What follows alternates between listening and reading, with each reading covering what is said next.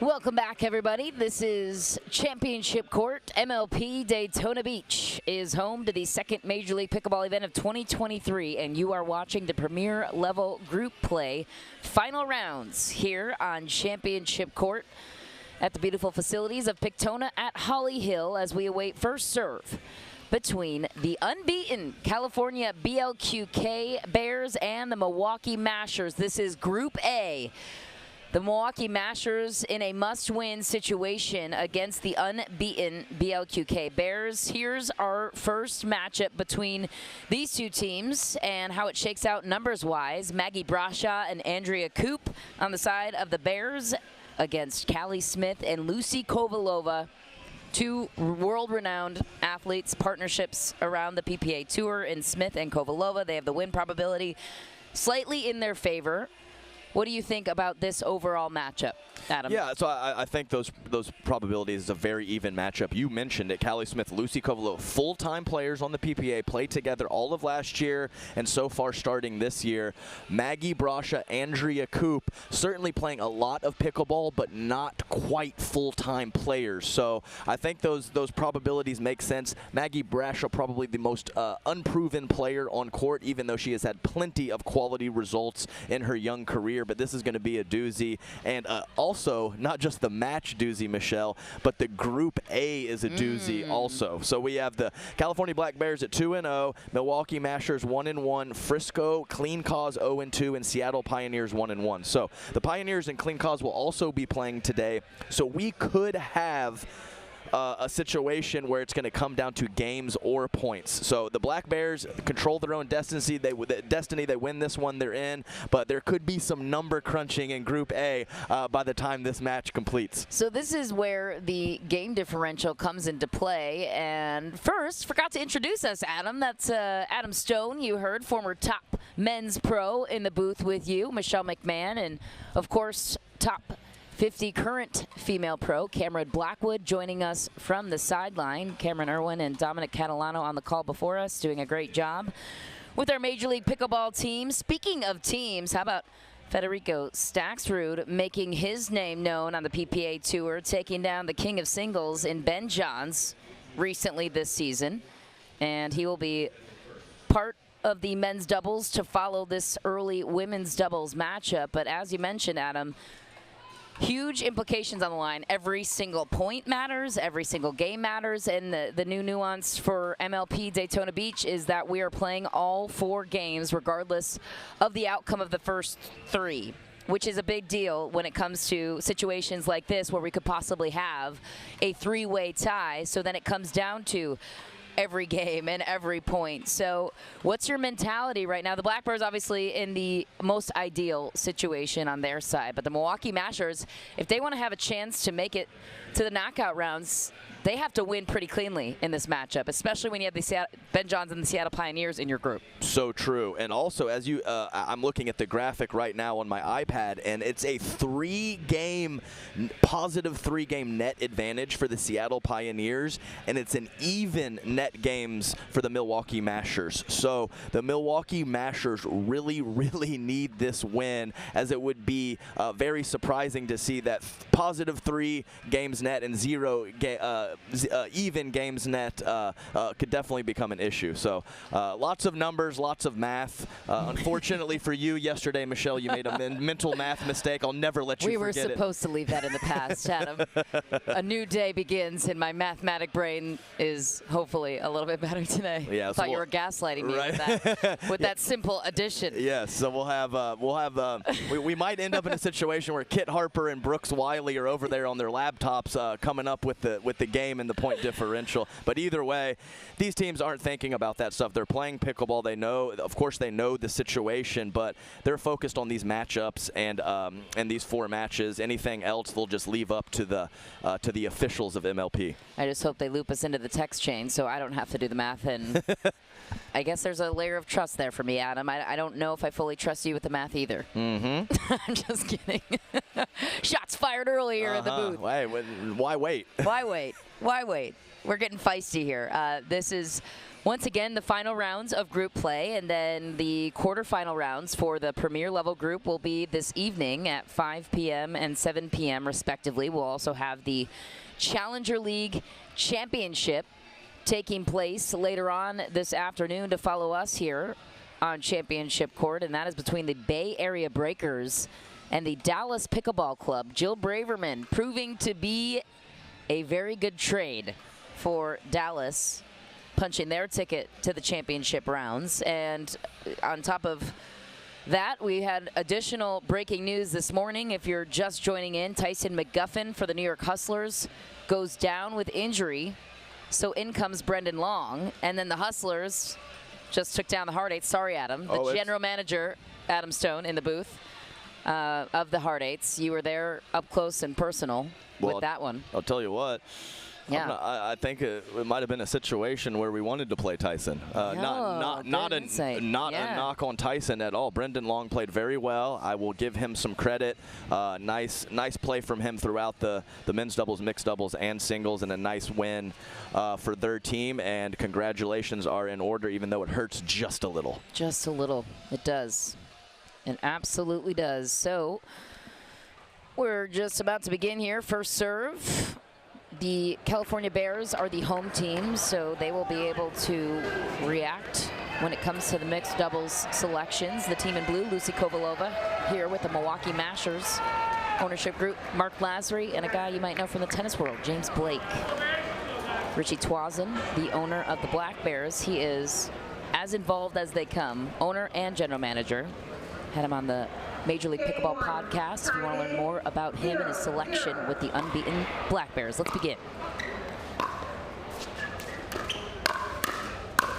And a finish for Brascia. Maggie Brascia, yes. Often playing the left side with her sister, but playing plenty of right side in mixed doubles, so I don't think that's going to be an issue with her on the right and Koop on the left.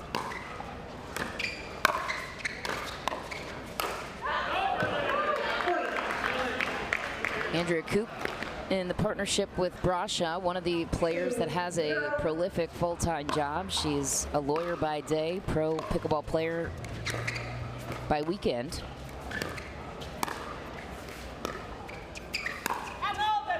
Just long for Koop that time, so Smith and Kovalova get on the board.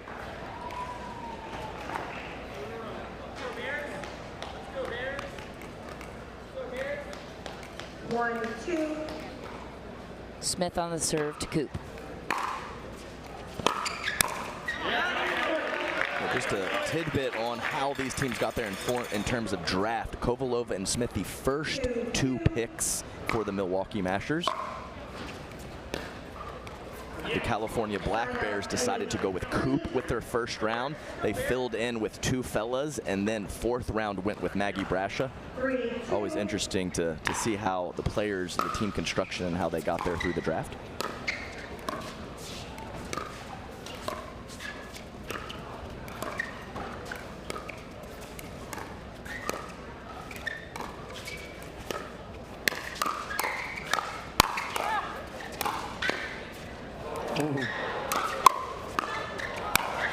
Callie Smith keeping that point alive for the Mashers. Yes, great defense up to the lefty overhead from Koop. She will mix that in every now and then.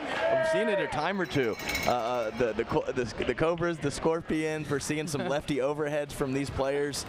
You know, not standard stuff anymore. Plenty of different grips and variety in these players' games. Callie Smith, the first round pick for the Mashers, proving herself there.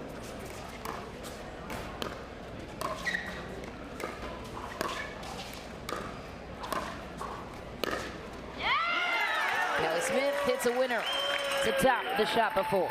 Yes, and Callie Smith, so important to create offense from the left side. I commentated one of her matches on the grandstand yesterday, and that is going to be the key for some of her success in the women's doubles matchup.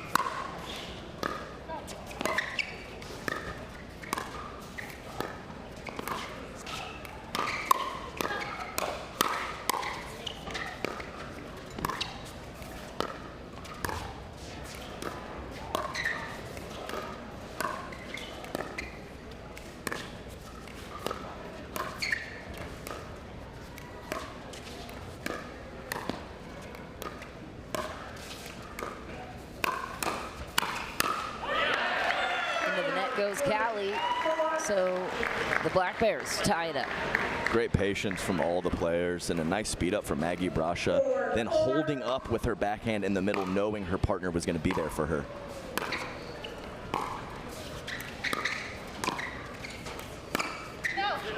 Just long for Smith again.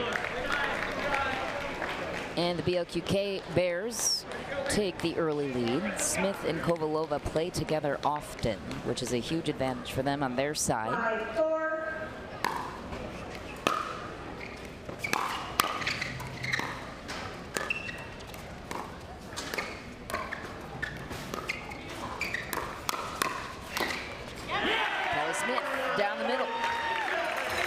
Andrea Koop, one of the more successful cross-court attackers in the women's game.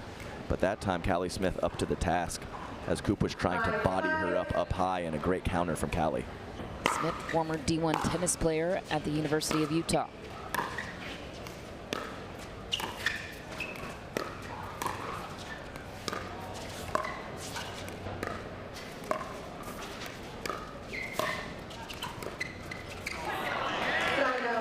Brascia staying patient. Yeah, tough break for Callie as she went with the Ernie just to let her know we were there, but a little late getting back to the middle for the forehand dink.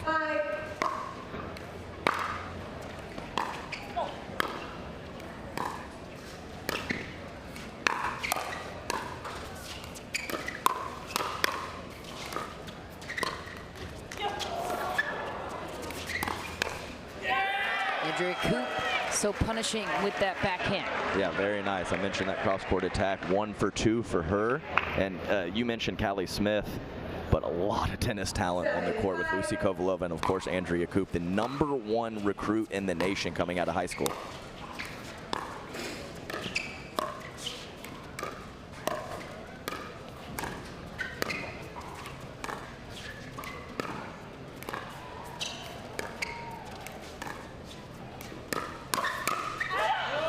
Brascia making her presence known there. A full-time college student currently. Sister Mary plays for the Hard Eights. What does Maggie Brascia bring to this team?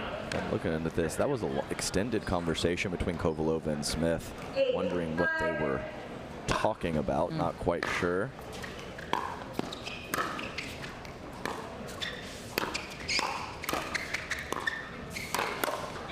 Every ball to Andrea Koop there, and the finish to Brascia. Yeah, and it's a great job by Kovalova off the initial attack from Koop. She was loading backhand and was able to get it to the right side of her body. Nice job of defending.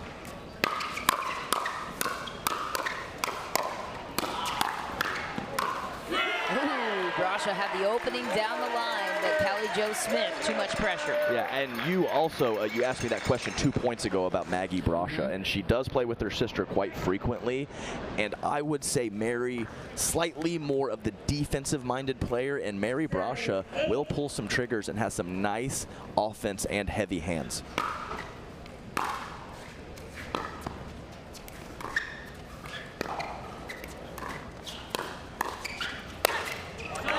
Smith with an easy finish, and the Mashers tie it up once again. Yeah, you said it. Easy finish. That was the easy part. The shot before that was spectacular, going to the left shoulder of Koop, completely catching her off guard, and then finishing on the next ball. That's a great two-shot combination. Kovalova catches the tape, sends that ball long, and the Bears back with the serve and the point. A clear strategy for the Mashers in the draft process, to your point earlier, was to keep these two together. They drafted Callie Smith first, and then in the second round, shortly after, Lucia Kovalova.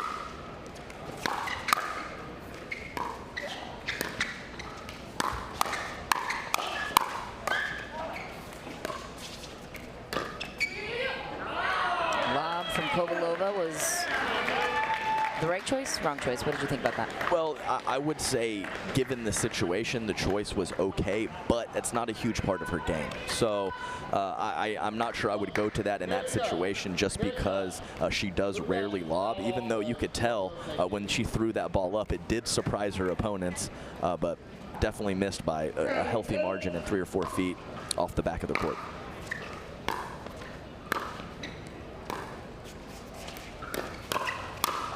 Callie Smith sets herself up on the finish. Yeah, so good from Callie, who mixed up her spot. I always talk about that with this quality of competition. Going at the left shoulder of Maggie Brascia a couple times, that one pulling it up the line with the forehand. Phenomenal offense from Callie.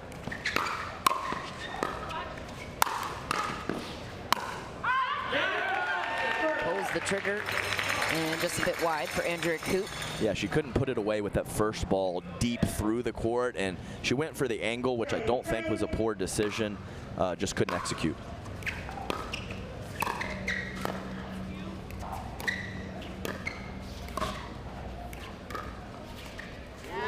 Kovalova finds the feet of Brascia. Her team the first 11 points, so we will have a change of ends. Any patterning that's jumping out to you so far, Adam? Really, I think the difference right now is the quality speed ups and hands and offense of Callie Smith. They've gotten 4 or 5 points in that regard. And also wanted to mention the recurring theme we've seen with some high-end senior pros down on the bench of these premier level players. We have Mircea Marariu helping out the California Black Bears. Definitely a solid player on the senior tour and imparting some wisdom on these young, talented players. Lots of wisdom to be imparted on the side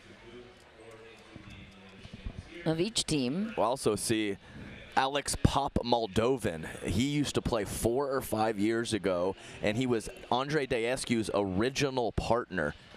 I used to play those guys all the time 4 or 5 years ago. Unfortunately, he has a hip issue, but he is a solid player and knows the game, and he's out there also helping out Andrei and his teammates if he can see a little something they can pick on and then let them know.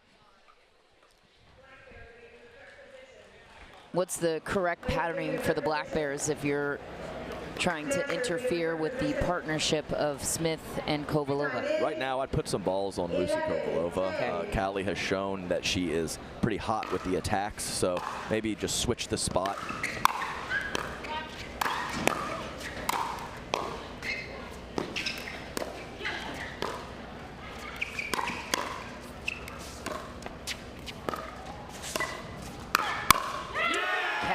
Smith is tough to attack on that forehand punch. Yes, and Maggie hesitated for just a second.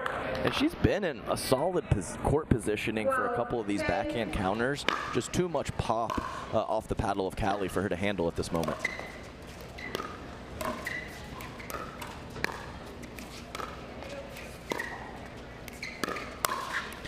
Maggie Brascia finishes that time. And a different slide. So you saw her really looking to counter with the backhand at that time, noticing something that made her think Callie was going to go up the line, and she did, and she smacked a forehand up the middle for a winner.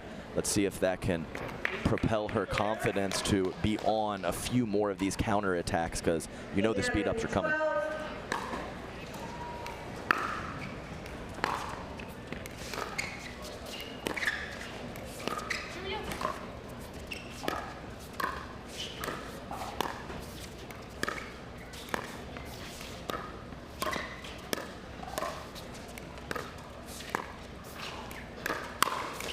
Oh, Andrea Koop loves the speed up that time. Yeah, she was definitely ready for that one, loading up with the backhand. And Lucy, it was a yellow attack, and what I mean like that, green light obvious, red light don't do it. So not a terrible decision, but when you're heads up with Andrea Koop, probably need to dink that ball. Callie Smith that time testing Koop, who's having a discussion with Maggie Brascia on her placement. Koop, the #1 pick for her team in the first round, at number 10 for the Bears.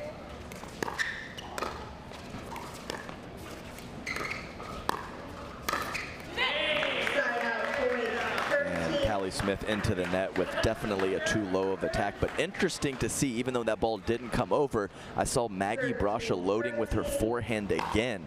Maybe that's what Koop was telling her on that little powwow on the previous point. Smith catches the low backhand of Brascia. Yeah, they got to figure out that middle ball. I've heard Koop talking more and kind of being the designated caller for her team, yours or mine. But that's 2, if not 3 times now, confusion in the middle with the soft stuff.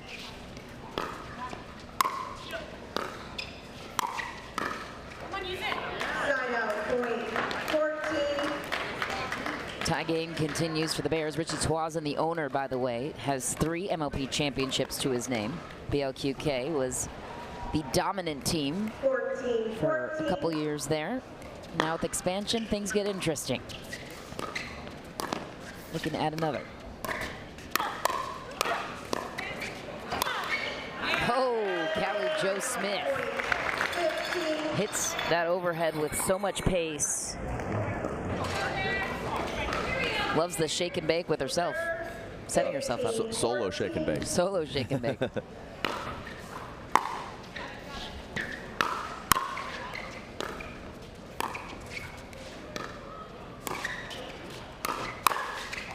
Speeds it up that time to the backhand of Koop, not going to work down the middle. It's very interesting because, of course, Callie has attacked Mary quite a few times, but both Callie and Andrea have looked to attack the other cross court quite a bit. Usually it's with the forehand in the middle, but either way, that's a pattern that you don't see too terribly often at the pro level.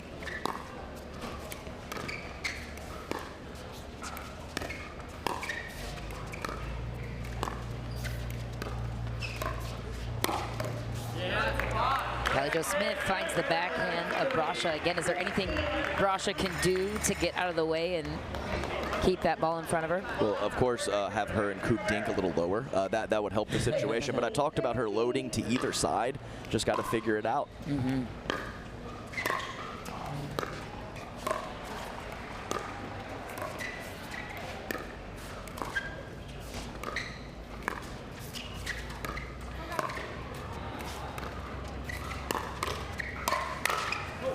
Brascia with the finish that time. When is the right point to shift, to your point? Yes. You have to pick your... So if Callie is attacking Maggie Brascia from the middle of the court with her forehand, I would think Maggie stepping to her right and loading backhand is best. And if Callie Smith is attacking with her backhand straight up the line at Maggie Brascia, I believe loading to the forehand is the best option. You're not going to get it right every time, but in a vacuum, that's what I would go with.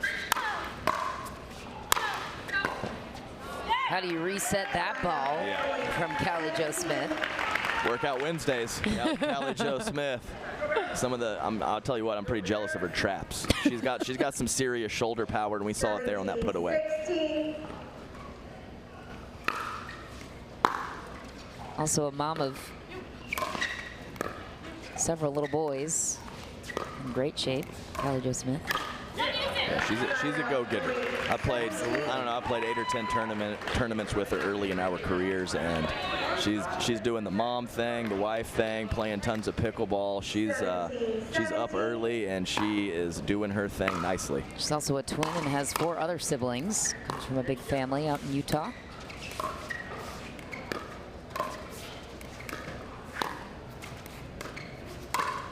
Ooh, wide open spot for Brascia. The girl Maggie, way to find a good one, and she gives herself a couple nice taps on the hip, congratulating herself for an amazing shot. How was she able to find that? Well, we had Callie Smith she got wide, and when you get your base too wide, you're not going to be able to move too much. So unfortunately for Callie, she didn't move to her right to cut off that ball in the middle.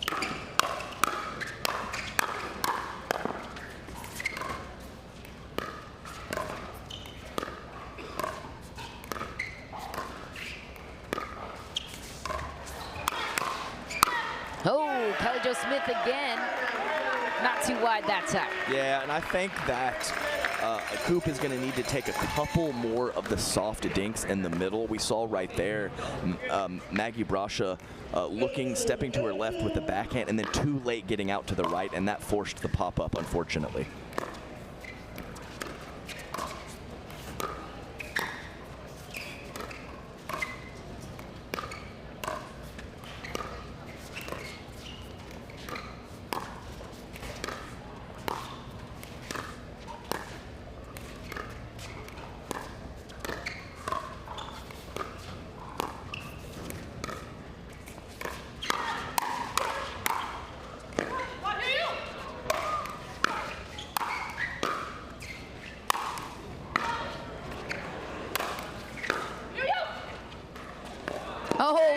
defense of the Mashers, Maggie, Brascia.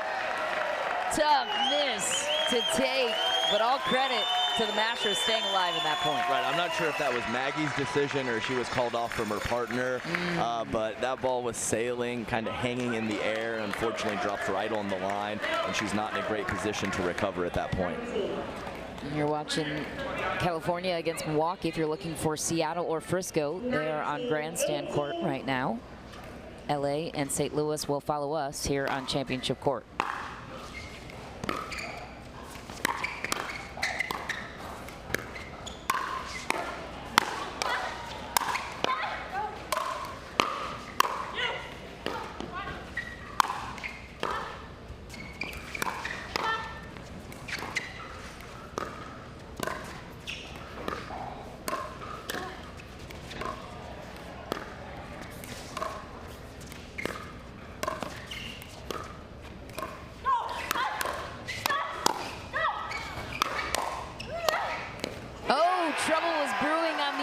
Pop-up for Maggie Brascia.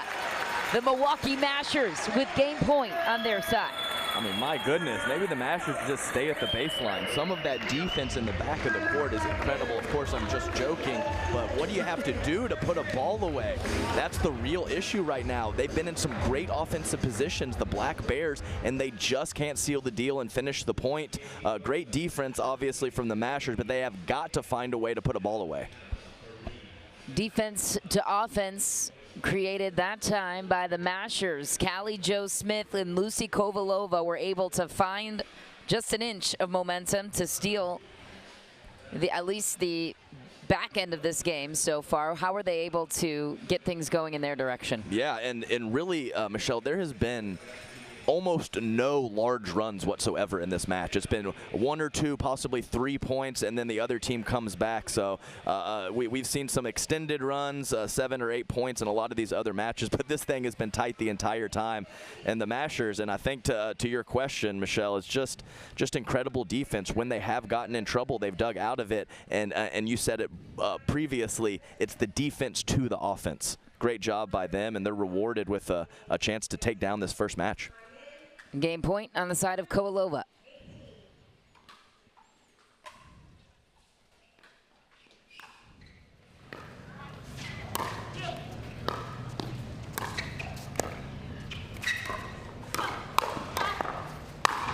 Andrea Koop rock solid in these situations, earning the serve back on her side. That's right. Callie just keep taking it at Maggie. I think that's the play right there.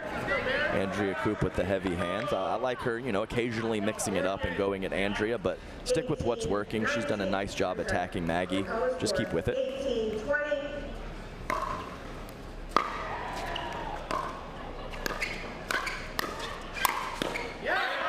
Okay, Andrea Koop earning another point on her side. There's the point. There's the put away they needed.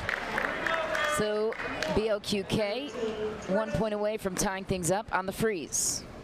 Koop goes lob on the serve.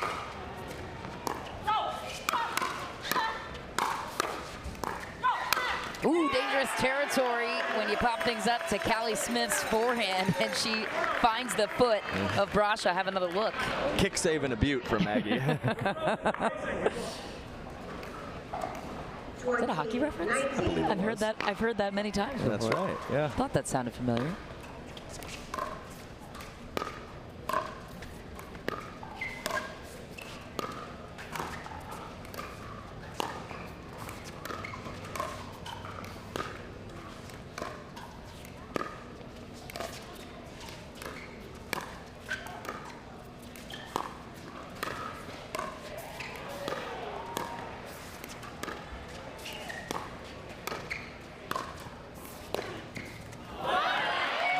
Brascia just stays rock solid in that patient point. Amazing dinking, and let's be clear, none of those dinks were playing from any of the 4 players. They were dinking with a purpose. They were putting it to spots and really kind of trying to create some offense with some of those offensive dinks, and that's exactly what happened. 19-20.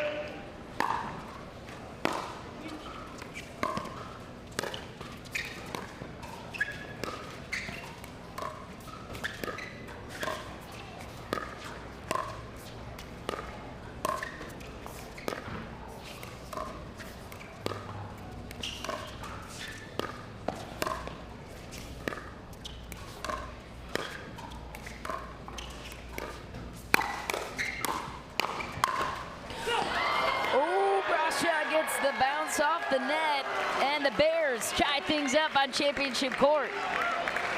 That was a little fortunate.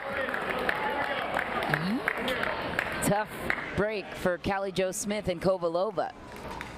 We're back to traditional scoring on both sides.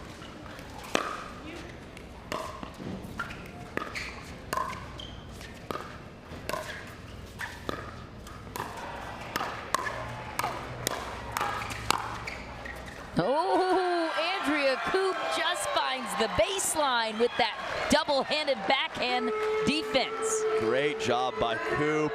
The ball before that finishing ball dropped in, she covered her partner in the middle with a great forehand counter. So nice job of Koop, knowing her partner was off her center line a little bit and stepping to the middle. Awesome job from Andrea Koop. Andrea Koop has one of the best two-handed backhands in the game. Look how close this ball was to being out of bounds. Yeah, poor Lucy, she had the classic. She lets it go and then just the shoulder slump.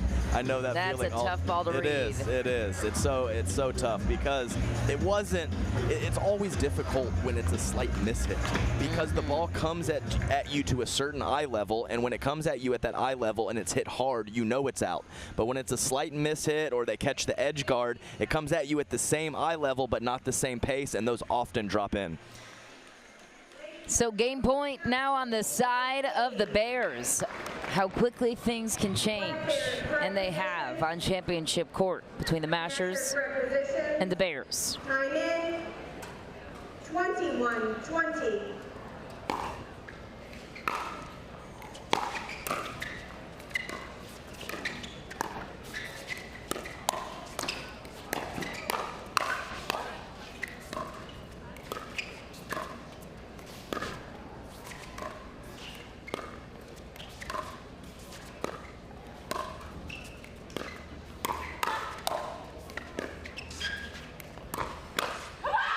Andrea Koop picking apart the middle of the court, and the BLQK Bears come out on top in game number one. Great job by the Bears. It didn't look great in the when they were at that 15-point range as the Mashers were getting all the digs and BLQK having trouble putting the ball away. But way to refocus from Andrea and Maggie to get that first victory. Let's see what the boys have in store for us. They better bring the energy and the play because that last match was fantastic. A huge victory that was. Every single point was earned. For a while, it looked like the Mashers were going to run away with it, but they didn't. Cameron Blackwood standing by with Koop and Brascia. Andrea going up against a very seasoned, successful team in Callie and Lucy. How were you able to disrupt their chemistry? Well, I don't know if they did. They had some amazing gets. Those were long points at the end there. I told Maggie we needed to channel our inner Mary because she was sitting there watching. We needed to grind out those points because they're so good at countering. They want that, and they're probably the best in the game at it, other than that certain 16-year-old. And speaking of grinding out those points, when you're in those long dink rallies cross court with Lucy, what's going through your head? I'm just trusting all my training. I mean, I drill so much forehand dinking, so I was just trusting what I had. There you have it. BLQK Bears go up 1-0. We're going to come back with men's doubles right after this. Don't go anywhere. On the way.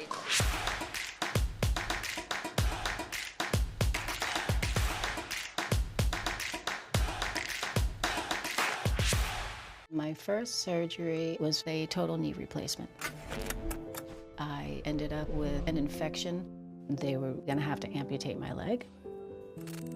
That just was not okay with me. The moment I entered HSS, the care was exceptional. For somebody to tell me you're going to keep your leg, it was magical. Everything is so alive because I got my life back.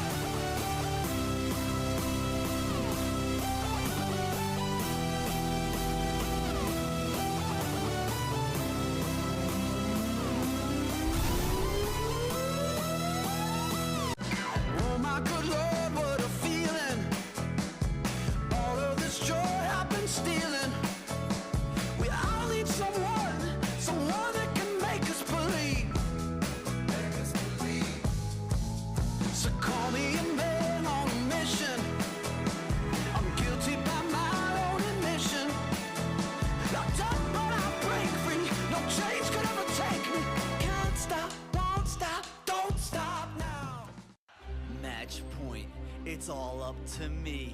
Nothing can get in my way. And when they ask, what are you gonna do next? I'll say, I'm going.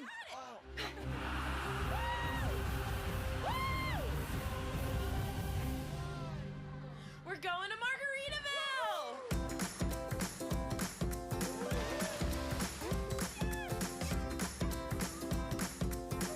You can go to Margaritaville too. Visit MargaritavilleResorts.com. Back on championship court, it is time for our men's doubles matchup. The BLQK Bears came out of nowhere to win game number 1. I guess it wasn't nowhere. They had the lead most of the first half of that game, and then Andrea Koop and Maggie Brascia came back in a very pivotal moment to get game number 1 in their favor. So now we graduate to the men's doubles matchup. The Mashers with everything on the line. The Black Bears are unbeaten. They win. They're definitely into the knockout round and earning that most likely the bye heading into the semifinal round, which means they don't have to play in the quarterfinals tonight. That would be a huge break for them. That's the biggest. If you don't have to play a match in this format, incredibly huge advantage. So Andrei, Daescu, and DJ Young in the blue for the Milwaukee Mashers are going to try and pull an upset here against Federico Staksrud and Dylan Frazier. Staksrud has made waves recently on the PPA Tour, made headlines the week that he took down Ben Johns in Mesa in singles, and then handedly beat Jay DeVilliers in the finals. You were there?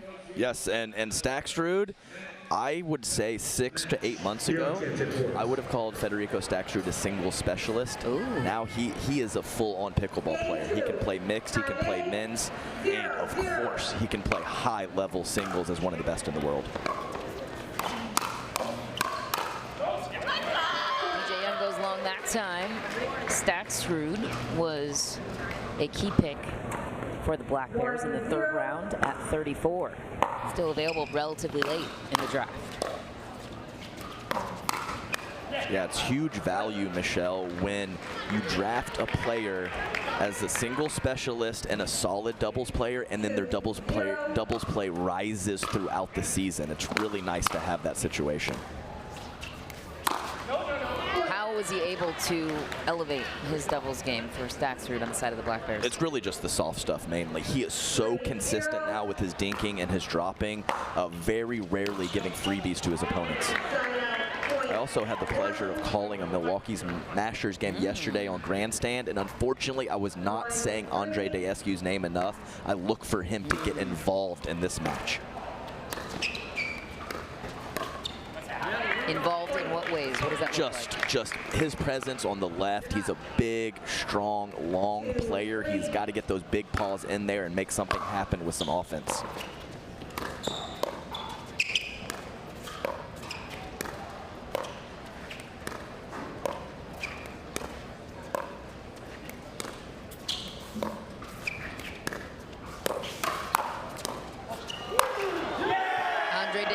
Getting involved there, ask and you shall receive, Adam Stone. Exactly, and that could be a pattern that happens frequently, as once they start cross-court dinking, Daescu and Federico Staksrud often stay in that pattern.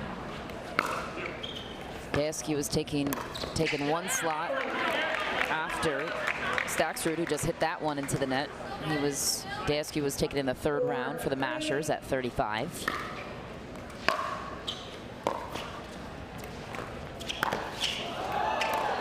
There he is again, but Staksrud just makes it look easy as Daescu couldn't make it back into the court in time. Yeah, Staksrud, very cool customer, very smooth out there, and a great athletic play from Daescu, but unfortunately it clipped the tape, gave his opponent some more time.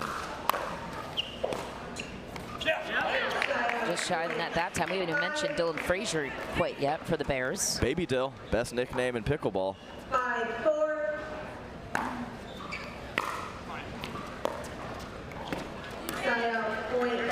And Frazier doesn't have a strong tennis background, but an incredible athlete. Played baseball, basketball, football growing up.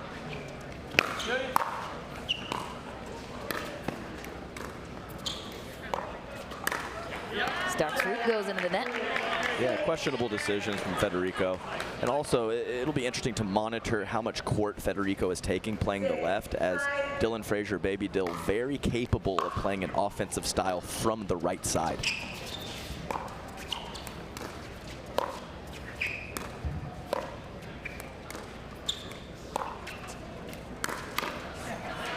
Staksrud picking apart DJ Young that time. That was a great spot. He knows DJ Young's going to go to the Scorpion and load up with the forehand. He puts it on his left hip. Perfect spot, perfect shot from Federico.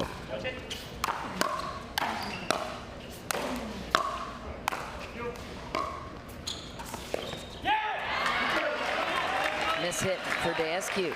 Defense to offense. And maybe the pressure of the Black Bears back at the baseline, then charging forward after a good drop, got into the head of Andrei Daescu a little bit. Not a good drop that time. DJ Young all over it. Yeah, one great job of DJ leaning into the kitchen, using his length, catching that ball as out in front as possible, and some of the easier power in the game. Just a nice smooth stroke and a lot of whip on the ball for DJ.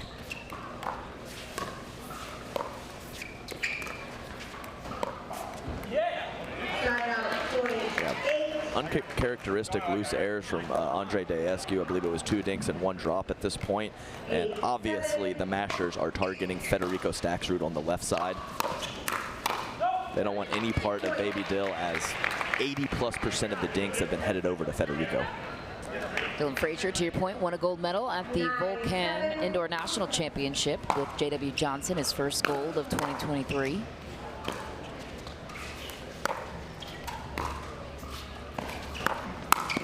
Staksrud grabs the sideline that time. That was ridiculously nice. He had top spin on that ball to help bring it in the court, and also side spin moving away from DJ Young. That was a very high degree of difficulty on that ball as he was moving forward aggressively.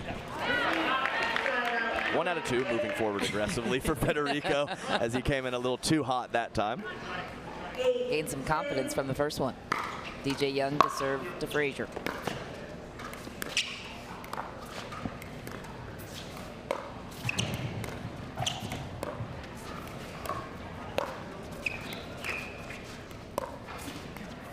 Daescu missing that dink now twice, clearly targeting the cross-court area of Staksrud. Yeah, Andrei Daescu angry at that Cirkul water bottle holder there as he gives it a little smack as he's toweling off at this point, frustrated with himself on those errors. I have no doubt he'll clean it up. He has some very soft, consistent hands for a big man. He just wanted to help us get one more shout out to one of our sponsors here. That's right. MLP Daytona Beach, Cirkul Water. Giving Cirkul some love. Your water doesn't have to be boring. DJ Young, we haven't really talked about too much so far in this one. Grew up in Spain, played junior tennis competitively from the ages of 4 to 16. His Duper rank is 20 in this tournament at 6.55. He's 22 years old. He's had to harness his aggressive play in the sport of pickleball. How have you seen his development unfold lately? Well, he's a couple of his recent partnerships have allowed him to play the right, and I believe that he's embraced that role. As early in his career, he was pretty much a full-time left side player, so I like to see the versatility from DJ over on the right, and he has a pretty good skill set to handle himself over there. Back to basics question for you. How do you see the sides for somebody that's less familiar with the strategy in men's doubles? How do you see the left and the right side in today's game? And you can answer that after this. Yes, definitely the left side player is almost always the alpha and taking a majority of the court, often calling the balls yours, mine, and creating the offense.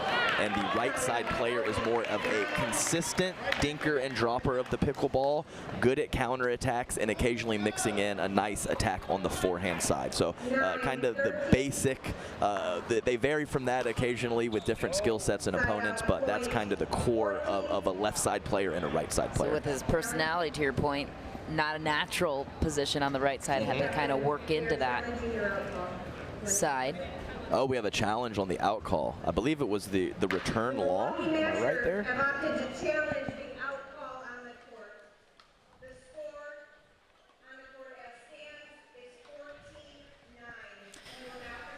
Score is 14-9. This ball right here is being challenged. Oh. That looks out to me. Yeah.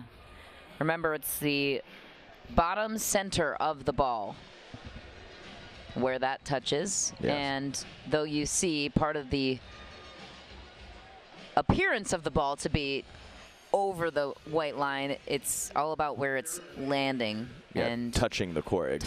Exactly right. And basically at this moment in this match, the Mashers have to find a way.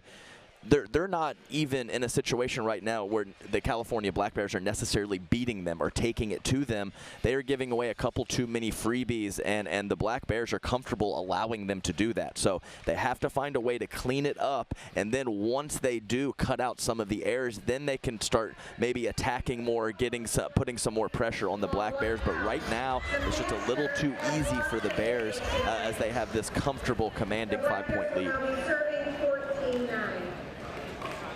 Call stands. Frazier back to serve. That ball was out of bounds, though close. Time in. 14-9. Oh, Frazier so quick with the hands. DJ Young one bit faster that time. Well, it helps to be long on the right side, because that would, if I was playing the right, that would have gone right through the middle. So nice job by DJ covering the middle. I'm laughing because we saw just a brief flash of Jay DeVilliers on the screen. That ball was long, but he was camera ready. He's always camera ready. He's like, Michelle. I remember Staksrud beating me in the championship in the Arizona Grand Slam.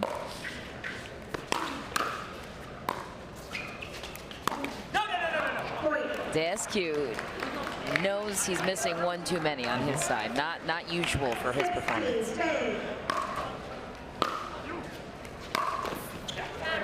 Frazier misses that time. Daescu, a former pro tennis player, competed in the 2015 U.S. Open, represented Romania in the Davis Cup as well. He's been pro since 2017 in pickleball. Oh, beautiful ball to the baseline from DJ Young. Just lofts that one in. I mean, how does that happen? That's incredible shot to hit a ball soft and completely freeze your opponents where they don't even lift their paddle. Great deception from DJ. Looked like a dink.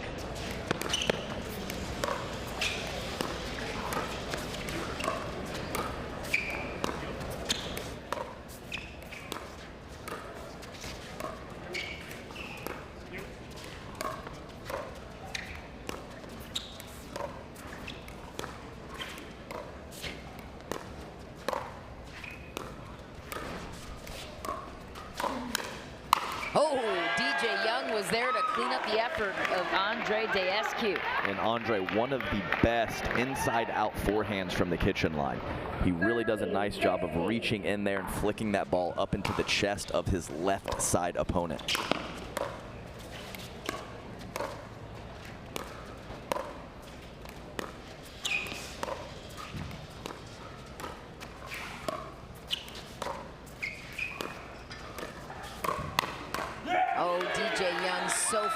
With his reaction.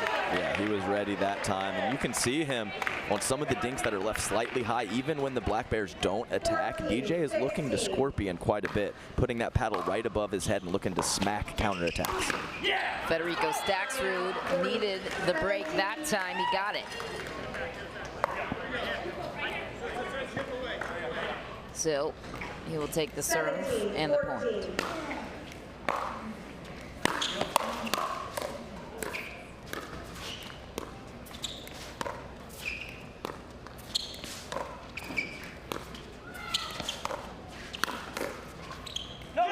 Just long for Daescu.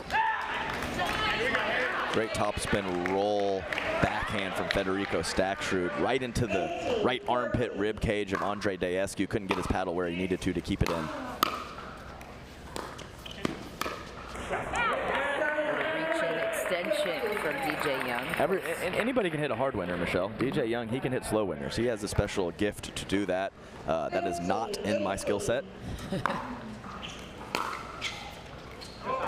Staksrud misses long. The Mashers have stayed right in it. 18.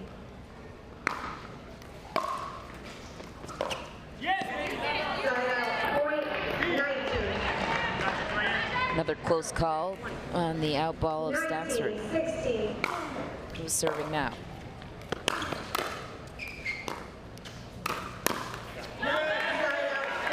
Nice roll from DJ Young.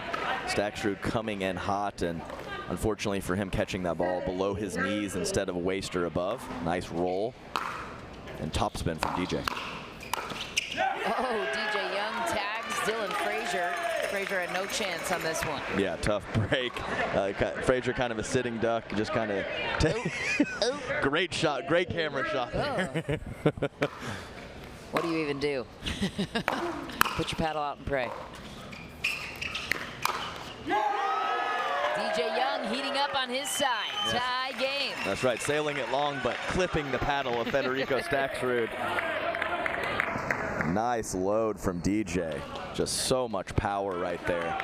You know, when you load up hard like that, you're occasionally going to look silly, but when it works out well, man, those counterattacks are very difficult to handle. California looking to put the Milwaukee momentum to a halt this time. Hi, Kyle Yates and Vivian David, supporting the players on the tour. One of the best parts about Major League Pickleball is the team aspect and the support across the board with pro pickleball players who are involved in the tournament and intrigued by the action. Nice job by the Mashers. It didn't look great in the heart of this match as the Black Bears were really not doing a lot, just staying consistent and being solid and waiting for some errors. The Mashers have cleaned that up, and right now we are all tied up. Let's see if the Black Bears stay with their initial strategy and just be consistent looking for errors, or maybe they ramp up the aggression in the later stages of this match to take it. Mashers correct positions. Black Bears correct positions. Time in. This is from Group A. Reminder, Black Bears unbeaten. The Mashers need to win for a chance.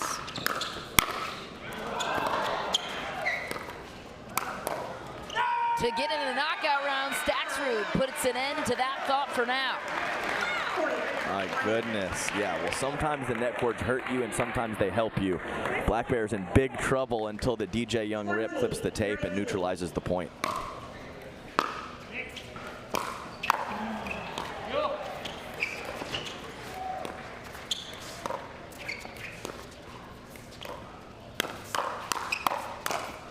Oh, Dylan Frazier matching the hand speed of his partner, and the Black Bears take away game number 2. How did they do it, Adam? Yeah, Dylan. I mean, we were saying Federico Staksrud a lot more than Dylan, but he had the hands of gold on that last point as Andrei Daescu had the lead in that hands battle and that firefight, and Dylan Frazier dug himself out of it to give his team the win. Dylan Frazier had a millisecond to react to that play, and so BLQK Bears go on top 2-0 in this series as we move on to mixed doubles. And I saw a hand motion on the sideline, and it looked like Dylan made the motion of you and me, Maggie, are going to be up in this first round. So I would expect Koop to play with Federico in the second match and Frazier and Brascia to start things off for the Black Bears. We've got eagle eyes up here in the booth. The Bears. Get it out, Michelle. You can do it. The Bears, the home team, as you mentioned, Adam. So the Milwaukee Mashers put their team out first, which will be looking to be Callie Smith and DJ Young. But before we get there, let's check in with Cameron Blackwood, who's with the winners. Dylan, Bears now go up 2-0. How were you able to neutralize the length of Andrei and DJ on the other side? Yeah, you know, Fed's a really good dinker, so I trust him on that left side to just keep the ball low, and he did. I think I got a little impatient there in the kind of the middle stretch of the game, but once we just kind of slowed it down and let Fed work the point around a little bit, it was good for us. And Fed, I saw you motioning to the ref, let's speed up, let's speed up. How do you stay so composed in such a fast-paced game? No, I think I play better when I make the opponents play my rhythm. So I was like, let's go. Just say the score. We're going to serve. We wanted to get a run. So, yeah, just that. Yeah, the Bears go up 2-0. We're heading into mixed doubles right after this. Don't go anywhere.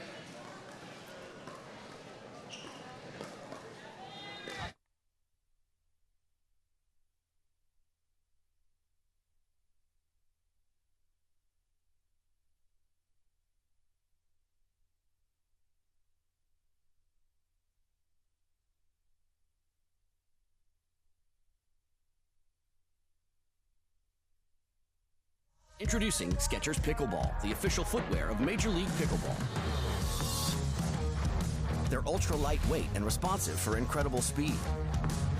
They have Goodyear rubber outsoles with a specialized pickleball design for increased side-to-side stability and agility. Plus, they feature shock-absorbing foam and Skechers' famous relaxed fit design for incredible comfort game after game. Conquer the court in comfort. Skechers Pickleball, the official footwear of Major League Pickleball. Match point, it's all up to me. Nothing can get in my way. And when they ask, what are you gonna do next? I'll say, I'm going.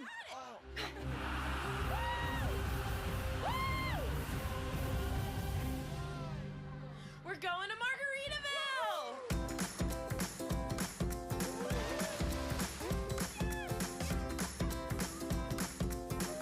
You can go to Margaritaville too. Visit MargaritavilleResorts.com. It's hard to find supplements that work. No, thank you.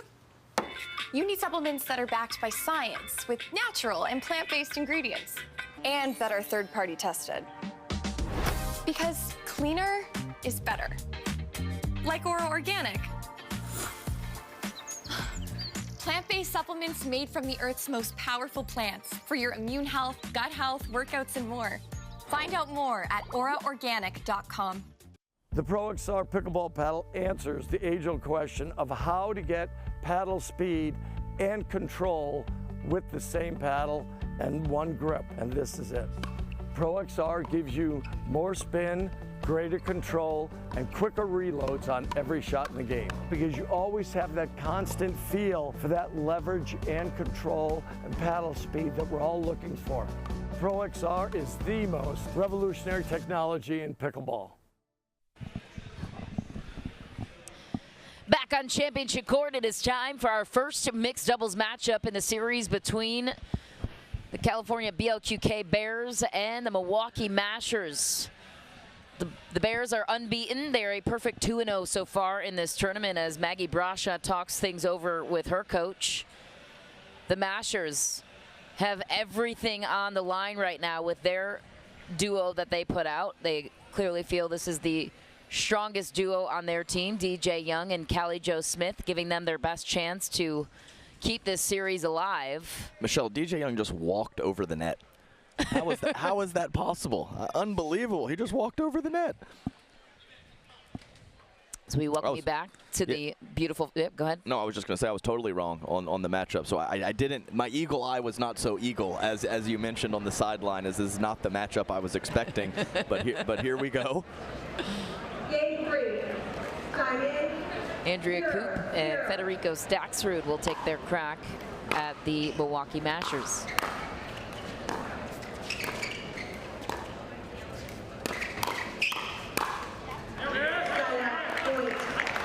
Into the net for Koop. Mashers will take a break. 1-0.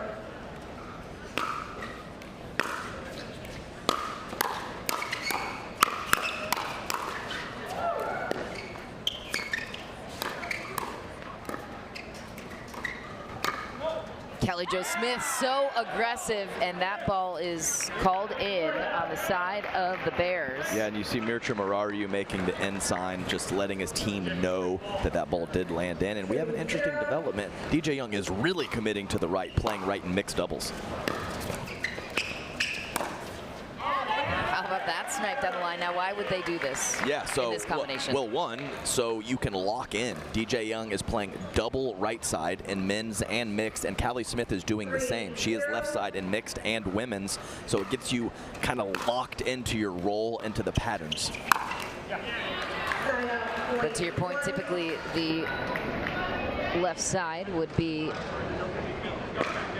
male-dominated, right? That alpha role. Totally, and DJ Young played quite a few tournaments with my wife, Corinne Carr, and he was always on the left. So not terribly unusual, but a little surprising, as I said.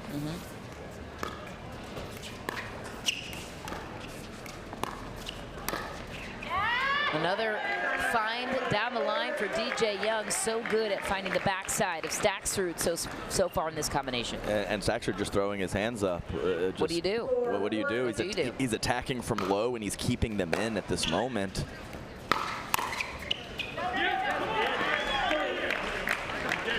DJ Young coming out hot to start this first mixed doubles match, and he absolutely needs to for the Mashers. 5-1.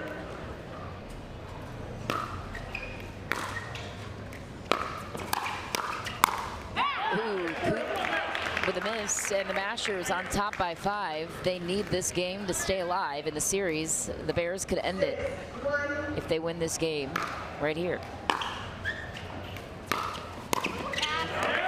DJ Young cannot be stopped. Yes, and that is one slight issue with the Koop mixed doubles game. Occasionally she's late getting to the line, so you can catch her in transition with some third shot drives, especially if your serve is quality. Just wide for Andrea Koop, and the Mashers with a dominant 7-point lead so far. Yeah, great start, and Callie Smith rolling over the women's aggression here to mixed as well.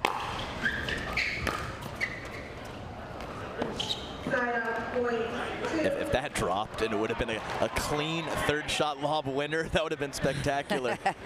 But it was not particularly close. Heat check for DJ.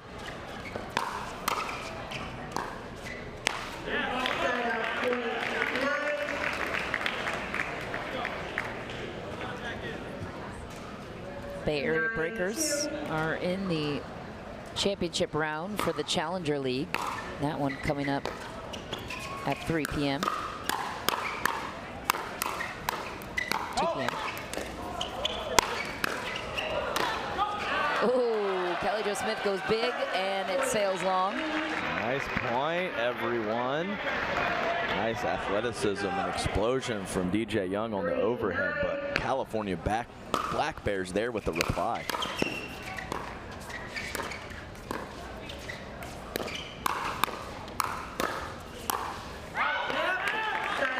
I mean, just full-on offensive barrage right now from the Mashers.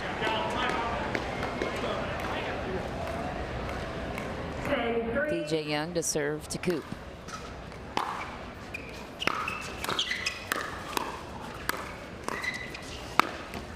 Oh, the angle and athleticism on that play for DJ Young.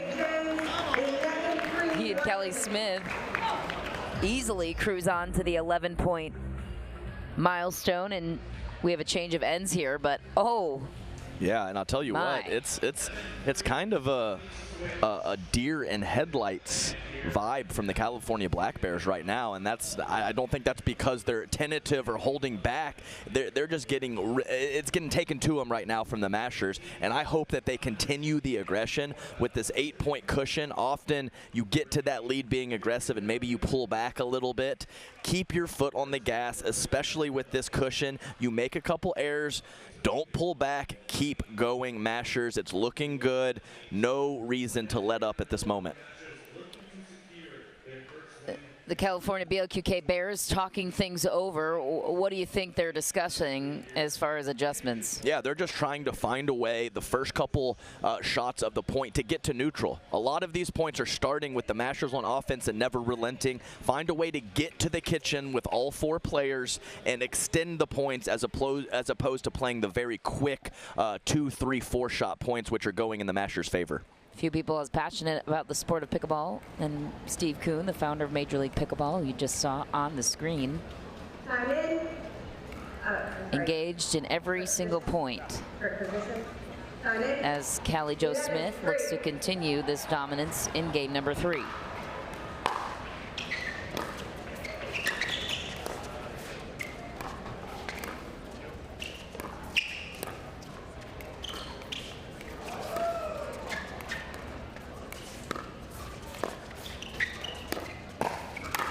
Oh, DJ Young, so good at picking apart the middle of the court between Koop and Staksrud. And you saw the Black Bears targeting the middle of the court with the dinks. That must have been what the conversation was about, and let's see if that continues. I think it will, at least for a few points.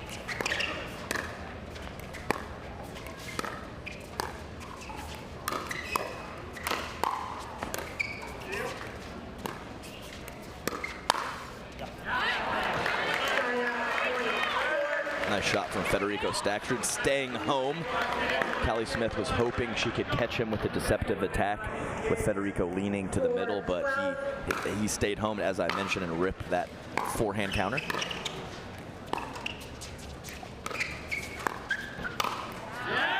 Easy put away for DJ Young. The Mashers have all the answers on their side. Yeah, it's a barrage, like I said. Whipping forehands, backhand cobras. DJ Young's got everything going at the moment.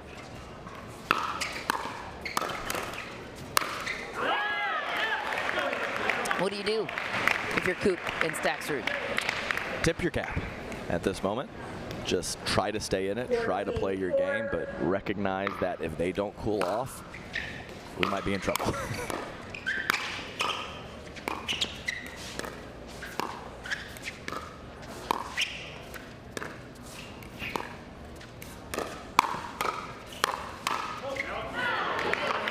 Finally a miss on the side of the Mashers.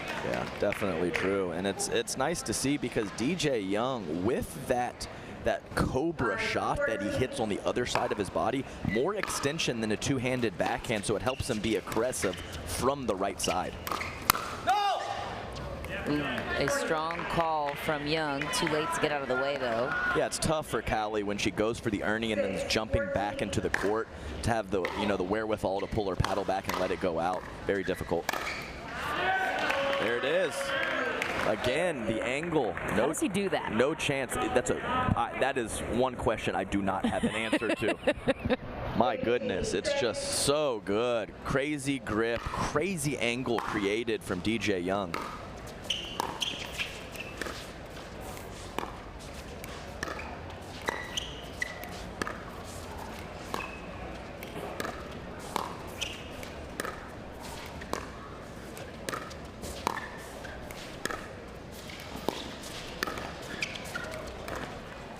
Oh, Staksrud goes for the nifty angle that time. Is there anybody else on the Pro Pickleball Tour that can hit the angles that DJ Young can? I would say the only one right now is Brandon French for the Dallas Pickleball Club. He has a very similar stroke when he's playing the right to step over, and the angle created, as I mentioned, is just so good.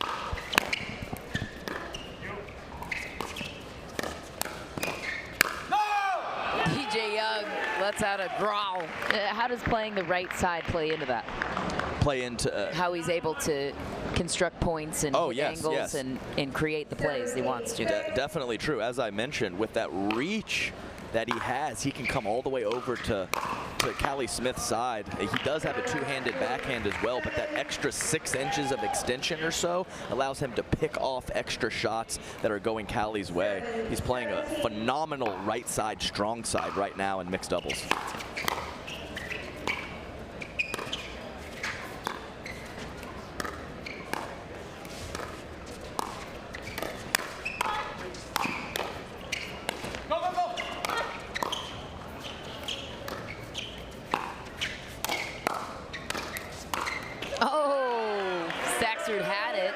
Young is everywhere and perfectly played out exactly as you were just beautifully explaining about the sides. There are no holes, because if you then go over to Callie Smith on the right, she's rock solid. You go to the right of DJ Young and it's his forehand. Yep. A shot from Andrea Koop, and you also saw it with DJ's aggressive court positioning in the middle. You've seen Staksrud go for 2 very difficult extreme angles, and that's because of where DJ is, forcing Staksrud into a low percentage shot. It's a great point by you.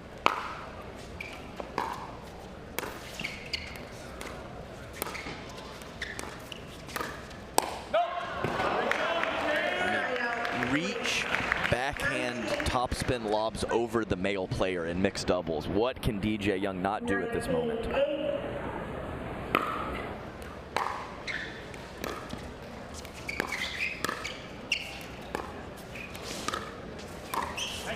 Andrea Koop finding a rare hole in the pairing of DJ Young and Callie Jo Smith. Well, keep standing there, DJ. If she can do it 10 or 12 more times in this match, good for her, but keep your positioning right in the middle.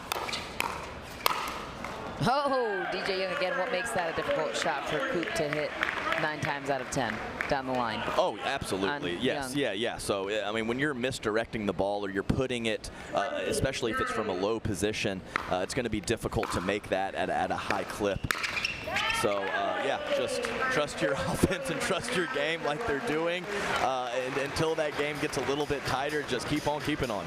DJ Young and Callie Jo Smith didn't even flinch at the score.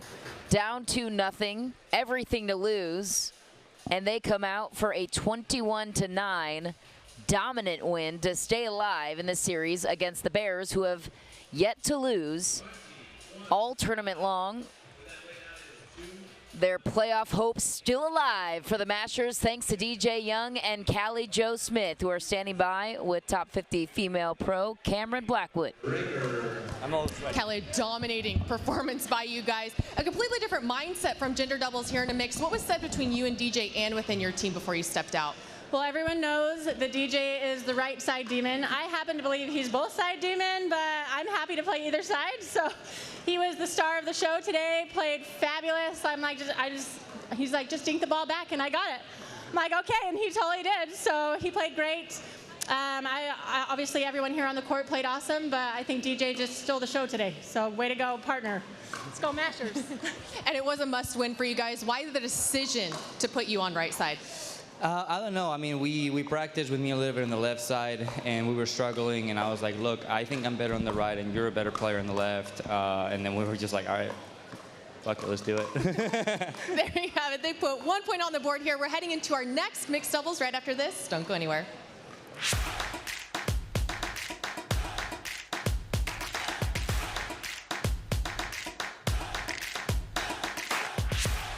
And I said, Saturday, no one's here. Right? Are you getting this?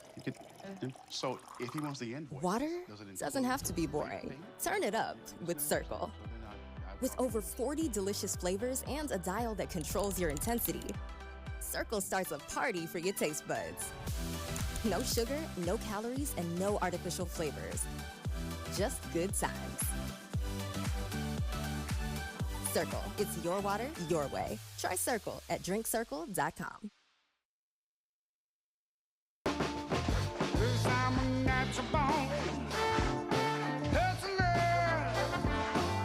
Just like my mama said, hard times and the good way that you're born.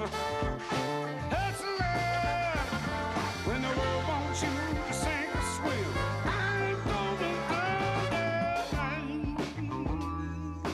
go. Michelob Ultra, 2.6 carbs and 95 calories.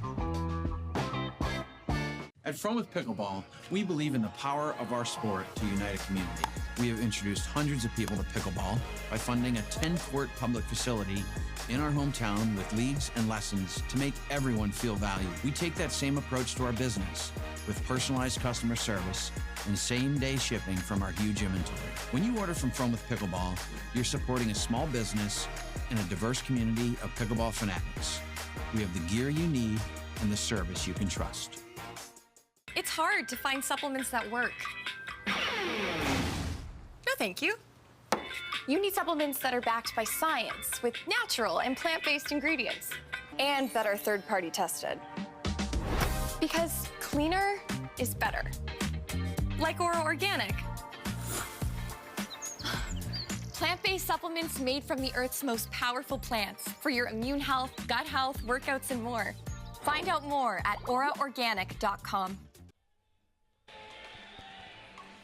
Welcome back, everyone. We are on match 4, Mashers versus Black Bears, and the Mashers needed to force it to a Dreambreaker. And I would say in this particular matchup, Michelle, I am looking for the Maggie Brascia heads up from Andrei Daescu matchup. I played with Maggie on the Jackrabbits last year, and she played a very quality mixed doubles going behind the male with powerful shots. And when you're playing a male that stays home a little bit more, that could be an issue, but Andrei Daescu does not do that. He plays big in the middle, especially in mixed, so if she can push some balls behind him or pick her spots well to be offensive behind Andrei, that could be a very nice option for the Black Bears. And of course, Andrei being Daescu being aggressive at Maggie Brascia on the right side, how can she weather that offensive barrage from Andrei Daescu? That is my matchup to watch in this particular mixed doubles matchup. All the pressure right now on the Milwaukee Mashers, who need this game win to even out the series and push a Dreambreaker. If the Bears win it, they take home the match right here in game number 4.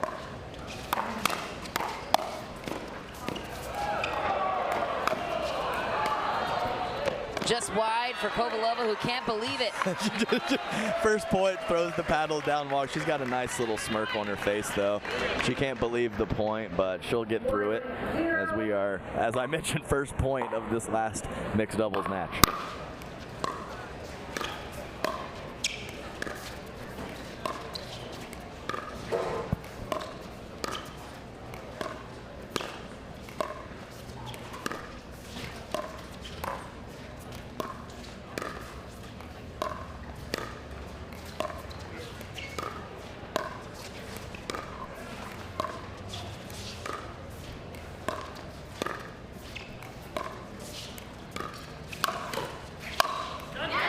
Frazier putting an end to that point. So when Dylan Frazier gets a forehand in the middle, the left hip of Lucia Kovalova and the right hip of Andrei Daescu are very much in play. Dylan Frazier, one of the best attackers of the pickleball off of the bounce on the forehand side. What does he do that makes it so difficult to defend? He holds it. There's no backswing, nothing to read. He holds and then whips through to a variety of different spots and really handcuffs some of the best players in the world. A couple of unforced errors for the Mashers. I get a little knock-in on my boy James Ignatowicz, Big Papa Jimmy. Dylan Frazier lit him up the last time they matched up. You hear that, James? Big Papa Jimmy. I refuse. I can't. You can't. I don't blame you for not being able to do that one. Lucia Kovalova back to serve. This is Group A, the final round of group action. Oh, grab from Daescu.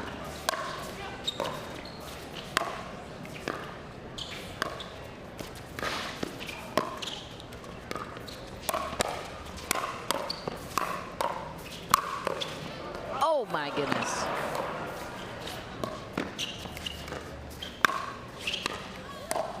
Oh, we thought the point was over. Lucia Kovalova battled her way back.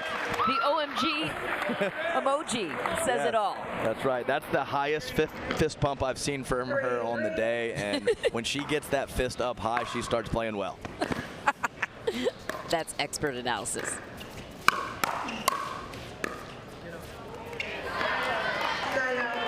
Low fist pump that time. Yes, a little lower, and we saw the hand drop exactly, a little on that exactly. Get it up there, Lucy.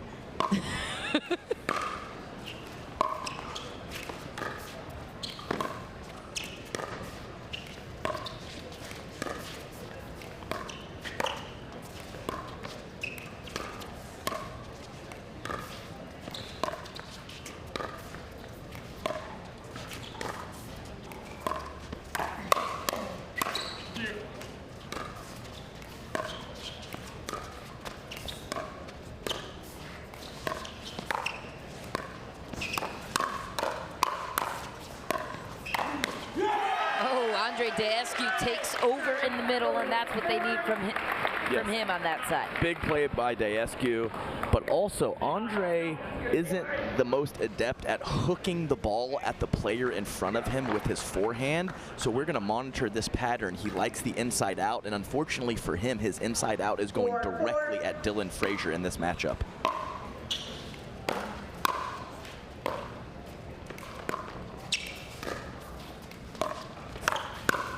Right on cue, I am completely wrong as he hooks the ball into the body and the backhand of Maggie Brascia. He can obviously do it, but it's not his preferred shot. We'll see how often he decides to go with the ball he did last attempt, or if he continues to go at Dylan Frazier at some frequency.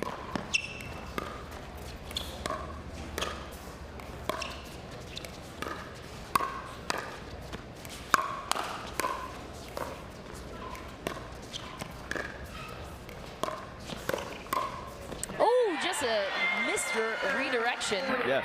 Down the middle. And another hook at Maggie Brascia, but she's very ready for that. And as I mentioned, when the player is attacking from the middle of the court with the forehand, I would like to see Maggie load up on the backhand side, and she did so nicely right there.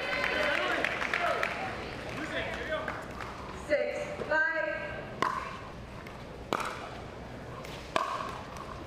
Point. Tough break. Dylan Frazier, Kansas City, Missouri, often used to travel to practice with Lucy Kovalova, Matt Wright in Wichita, Kansas. Very comfortable playing Lucy Kovalova.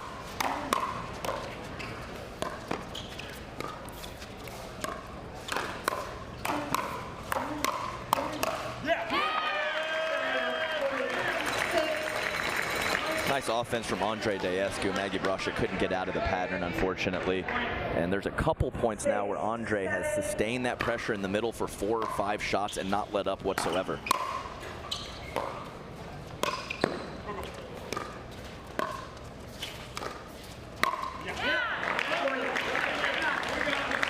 A little late stepping to her right for Maggie Brascia, but I'm okay with the decision to be aggressive on the forehand side, especially out of the air.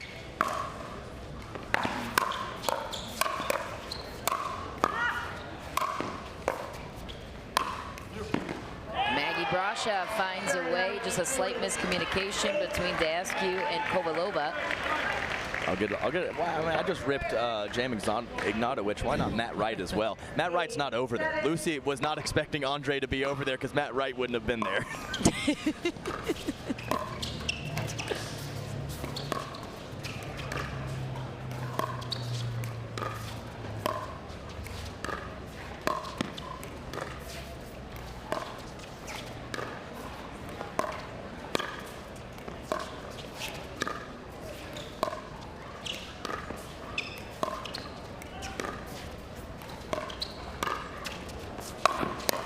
Kovalova throws in the lob, and Frazier finishes. Great lob from Kovalova. And Dylan Frazier, one of a possible knock against a non-tennis background is the explosive overhead. So you like that lob? I do. So, of course, you can't do it too frequently, but as I mentioned, moving back on the ball and whipping through and snapping your wrist is very common in tennis and less common in some of the players with non-racket sport backgrounds.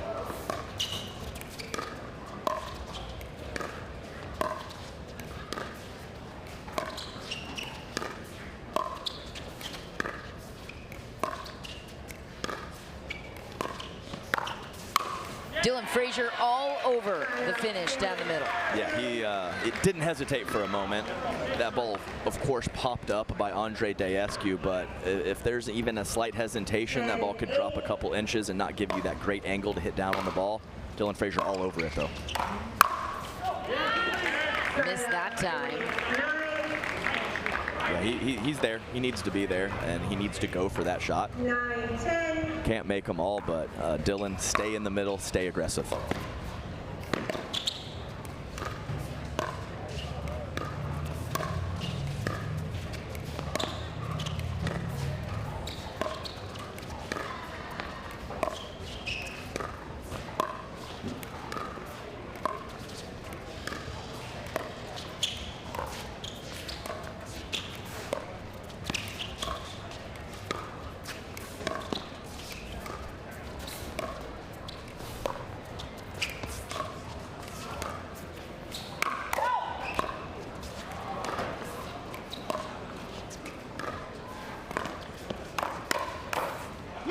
Oh, Daescu answers the counter of Brascia, who is trying to go line on the backside of Daescu.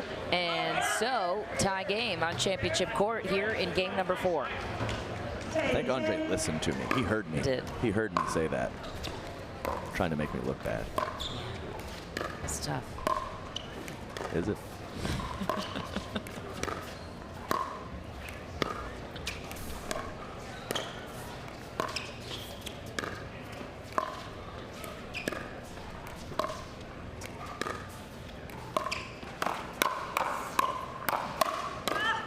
Oh, good snag from Kovalova.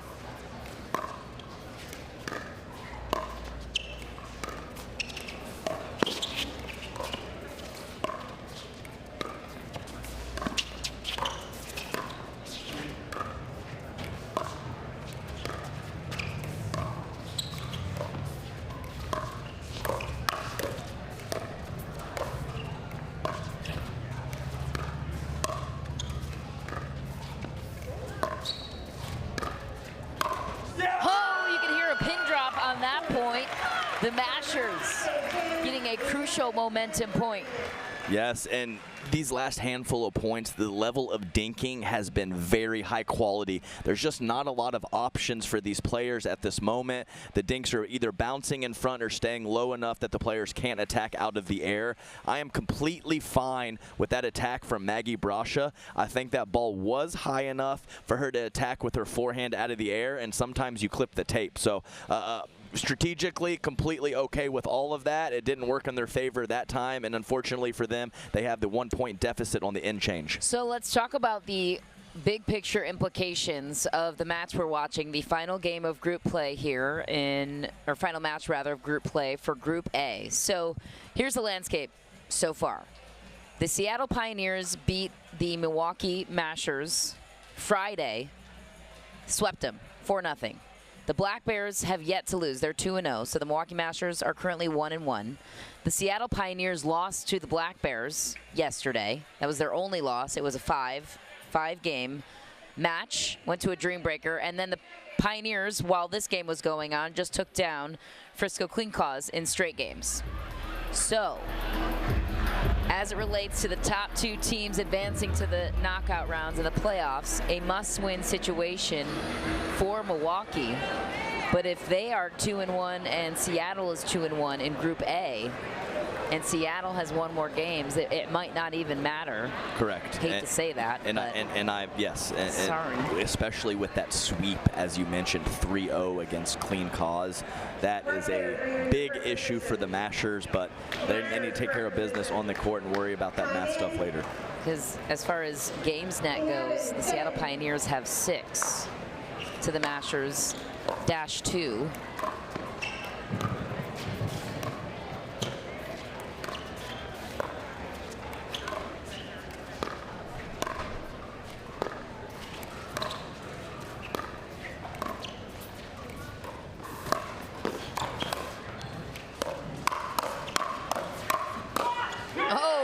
Kovalova lining up Dylan Frazier. What a finish down the sideline. Yeah, really, really nice to see Andrei Daescu stepping up so far in mixed. I know he didn't play his best men's doubles game, so nice. He's a veteran. He regrouped, and he's playing very solid right now. Commentator curse. It's a real thing as he floats that backhand slice drop attempt and catches the tape.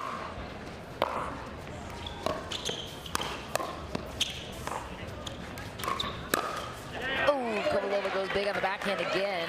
No success that time. Reminder, top 2 teams from each group advances to the playoff knockout round. That picture is getting clearer as we advance through group play.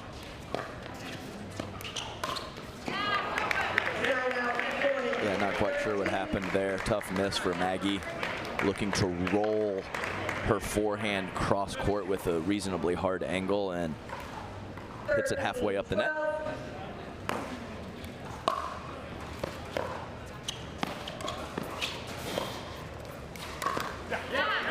That's the Dylan Frazier special. I know he didn't make that one, but he has a lot of success with that shot going up the middle or at the right hip of Andrei.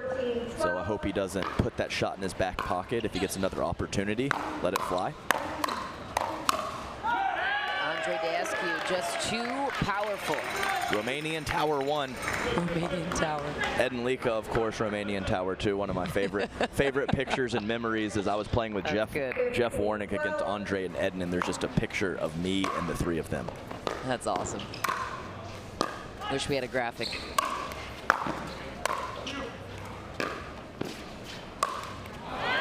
Yep, 3-6-5 guys and me. That's pretty much a sum up of my sporting career. Timeout is called on the court. Brascia and Frazier trailing by 4. If they drop this one, we are going to a Dreambreaker, but as we talked about earlier, it might not even matter because even if the Black Bears drop this game and drop to 2-1, so they still would have the games net differential on the Milwaukee Washers, Milwaukee Mashers, despite having identical records. Yeah, so I mentioned we're going to leave it to the boys with the laptops over the Yes. MLP officials, but I am pretty certain that the Milwaukee As Mashers far as we can see with our limited math abilities are mathematically eliminated as the Seattle Pioneers with a crazy +6 net games, having to lose a match and still have a +6 net games is actually pretty hard to do. So the Seattle Pioneers, even though they're 2-1, they've been pretty dominant in this group. But for seeding, this matters a lot for the Black Bears because you want to get the top 2 seeds as it relates across the board of all groups to get the 1 and 2 seed bye through to the semifinal rounds, which begin tomorrow morning, Sunday. Group B is clear. We'll get to that in just a moment.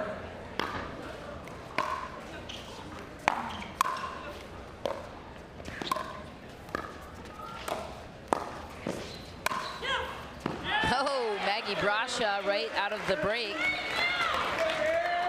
earning that one. Yeah, that was one of the, when I partnered with Maggie, that was one of her best shots, is that up the line forehand. She caught Andrei Daescu there. Let's see if she can get a couple more.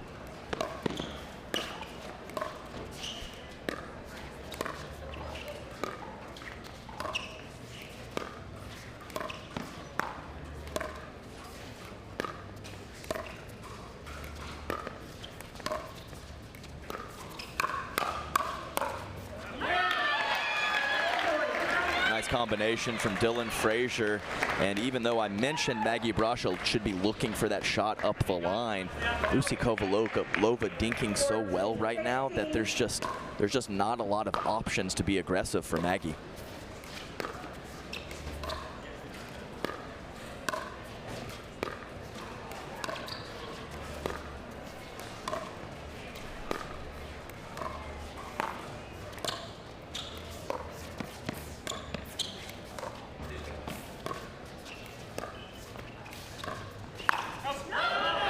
Wide, and the Bears, just like that, climbing back in within 1. Yeah, nice mini run from the Black Bears. I believe they were down 4 and 1 point deficit at this point.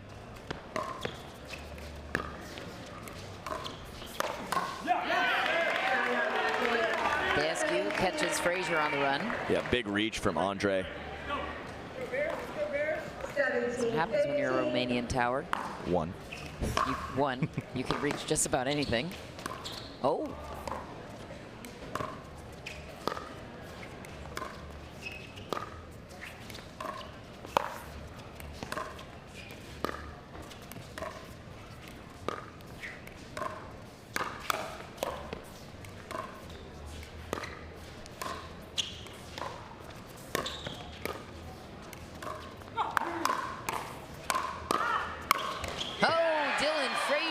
Maggie Brascia had to battle for that one. Yeah, nice job for Maggie. And I'll tell you what, it's visually tough because Andrei's just hanging in the middle and you see this huge gap of court. And then he's there. But his wingspan and his size is so big, it kind of messes with your mind.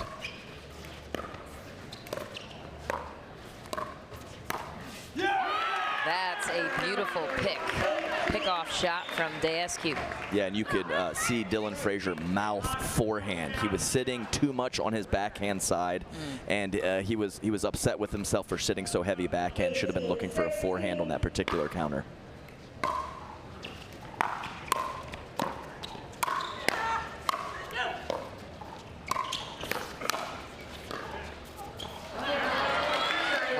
Maggie Brascia started that one off by pulling Daescu wide.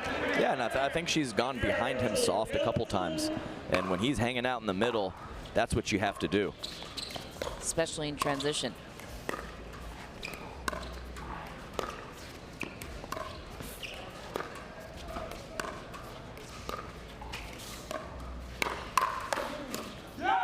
Daescu was prepared for the pace as the Mashers take the 2-point lead. Yeah, definitely.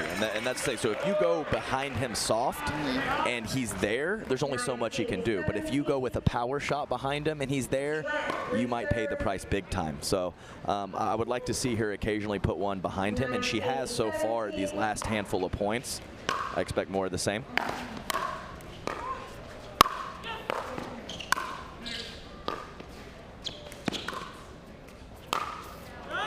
Kovalova goes for the ATP around the post. No dice. We'll label that one ambitious. I'm not sure. She might have had the angle, but either way, that was a very tough shot for her.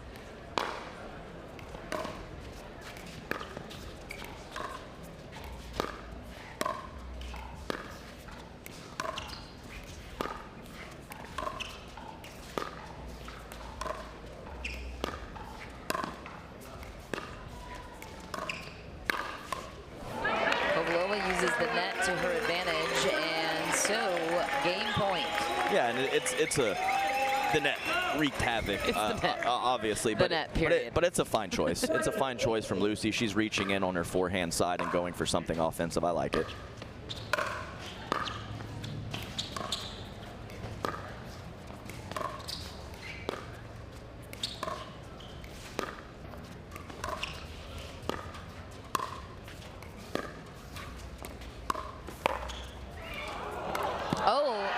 ATP there for Maggie Brascia. So the Mashers force the issue. We are going 5 games here on Championship Court. Andrei, Daescu, and Lucy Kovalova battle it out against the Bears. So it all comes down to the Dreambreaker.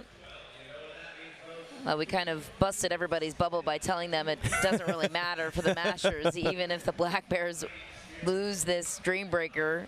However, what does matter is seeding for the Black Bears. So they are fighting for a semifinal bye. Well, Michelle, I think I have some more bad news. I have some more bad news. They can't get a bye now. Correct. So the Seattle Pioneers are 2-1. The Black Bears are 2-0. So if they go 3-0. So if they win the match and go 3-0, so that's my bad. They must win the match, but they cannot catch them in the net games. Right. So if they drop this game, correct. They must win this match, but if they do not, they will not have the seed, even though their record will be 2-1 along with the Pioneers. Standing by with Kovalova and Daescu is our Cameron Blackwood. Andrei, another must-win for you guys to take it into the Dreambreaker. Long cross-court dink valleys there with Lucy. At what ball were you deciding to take out of the air and attack? It was a little random. I was trying to, be a little sneaky and try to figure out what the right ball was. Lucy was doing a great job setting me up, and Maggie was doing a great job just keeping it low, so I didn't have that much opportunity, but when I did, I think I did a decent job with it. And Lucy, you were taking a step or two off that line, but explain why that is a successful strategy in those cross-court battles. So there are 2 options, right? Either I'm going to stay on the line and trying to hit those balls in the air, but with Andrei's reach, I was giving him a lot of room for him to coach and create something. So my goal was basically moving the ding around, trying to keep it low and create a pop-up so Andrei can lean and put it away. There you have it, Mashers taking this into another Dreambreaker here on Championship Court. Mish, back up to you.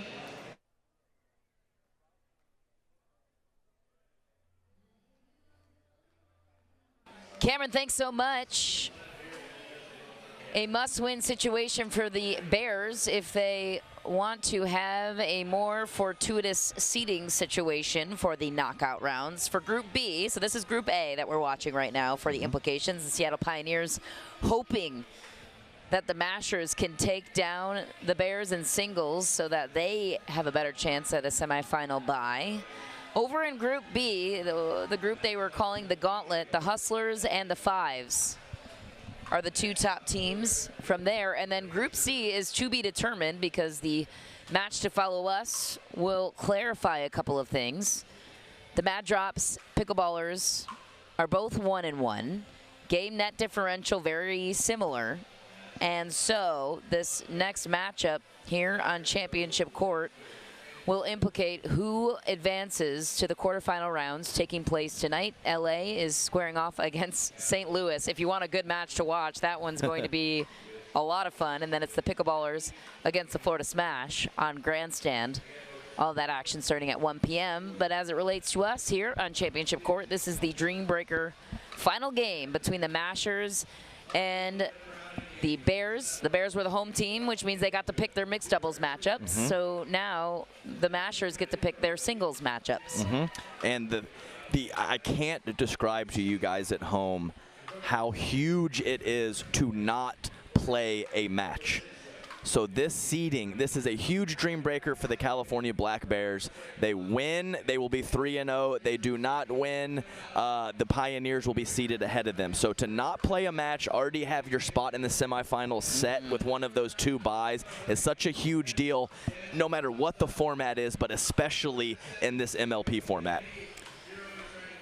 Semifinals begin on Sunday at 9 a.m. and 11 a.m. respectively. Adam and I will both be here bright and early, bringing you all the action, and then the finals will be taking place at 3 p.m. to follow.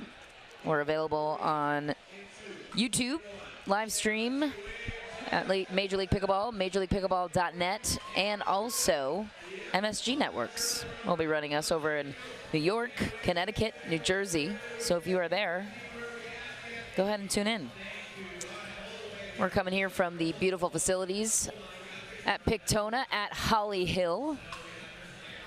And Cameron Blackwood, our top 50 female pro from the sideline, giving us the matchups in which the Black Bears had to lay theirs out first. So they put, who else? Obviously, Federico Staksrud out first. Then they put Andrea Koop in their batting order. Yeah, interesting. So who picked first? The Black Bears. We have Andrea listed here twice. We got to get clarity on that. So then Maggie Brascia is last. Oh, Dylan. Dylan is second, excuse me. Yes, okay. Federico Staksrud first, Dylan Frazier second, Andrea Koop third, Maggie Brascia is fourth.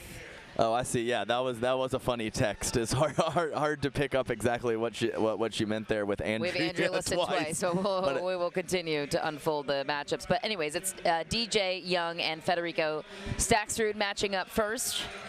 Dylan Frazier and his counterpart, I believe, will be Andrei Daescu. Andrea Koop and Callie Joe Smith, and then lastly Maggie against Lucy. Let's begin with the first round of 4 points here on Championship Court for the Dreambreaker.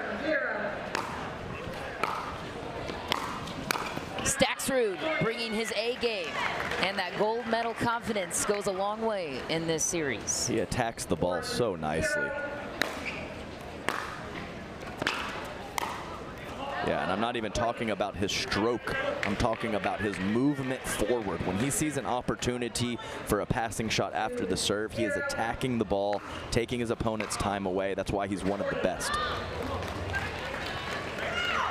Obvious strategy for the Black Bears, who had to lay their order out first, puts their strongest singles players out. Staksrud leading the front on there.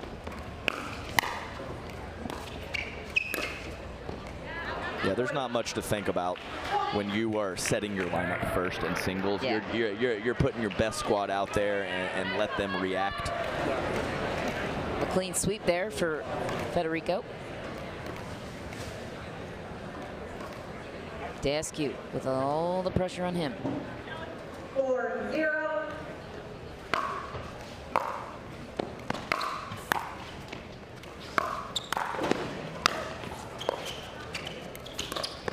Oh, Dylan with a sneak attack and a beauty. Yeah, that was nasty. Dylan Frazier.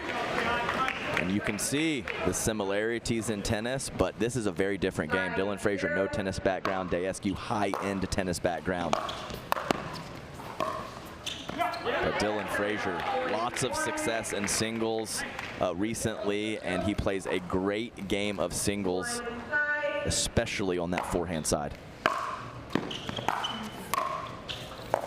And I think one of the best things that he's done recently, he didn't used to have a quality two-handed backhand. He's really incorporated that into his game, and it's helped his doubles games, but especially helped his singles game.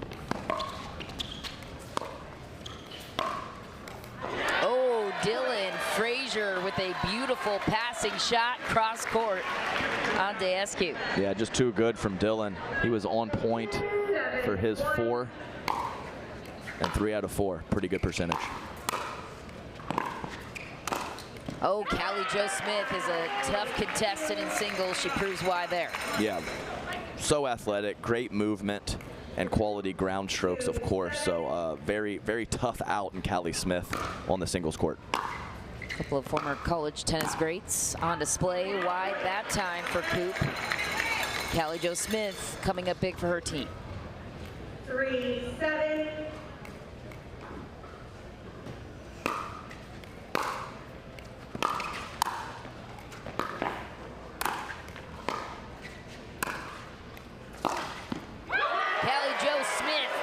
The passing shot, looking for a clean sweep. That was nasty. She was in big trouble that point with Koop controlling the kitchen line, and to come up with that angle on the forehand side is high-level stuff.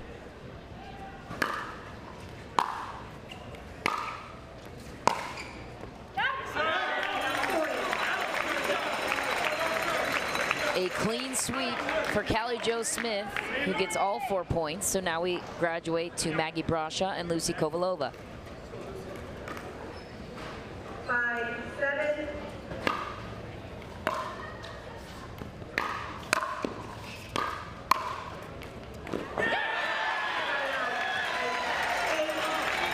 Lucy Kovalova with some early success in singles in her career, but not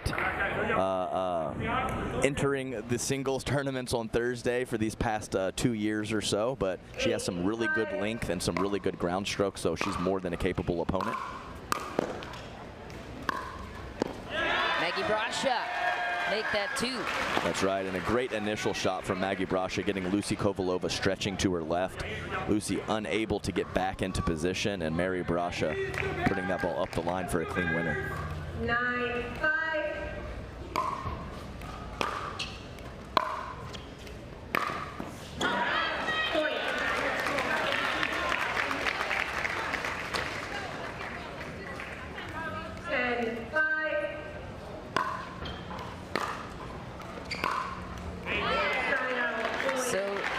Brascia only drops 1 of her 4. That is a crucial rotation for the Bears. Yeah, Federico, Staksrud, and DJ return. Sorry, Adam. No, not at all. DJ Young's got to get 2 here. It would really help his squad, and such a tough position for him to be in against Federico Staksrud.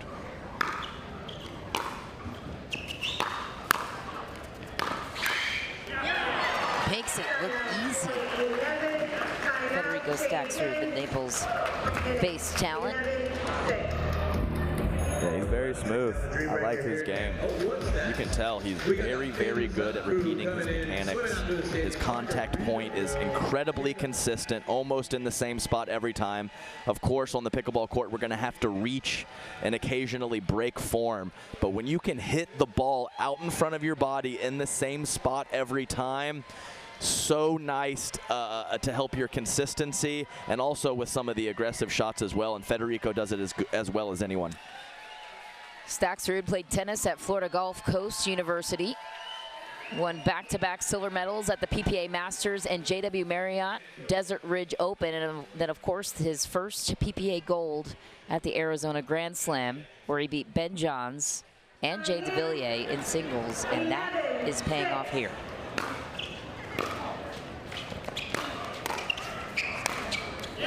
Staksrud once again. Also one of the best at, after a good drop or drive, coming forward and taking the next ball out of the air, as we saw there. Oh, tough bounce for DJ Young. What do you even do if you're DJ? How do you approach this? Yes, maybe give less angles to Federico, approach the middle. DJ has some nice length at the kitchen line, so I wouldn't want to grind ground strokes with Federico. So I think DJ has to come in, but he has to come in on a good ball and give himself a quality option on the first volley. Another clean sweep for Federico Staksrud, who has won 8 of his available 8 points.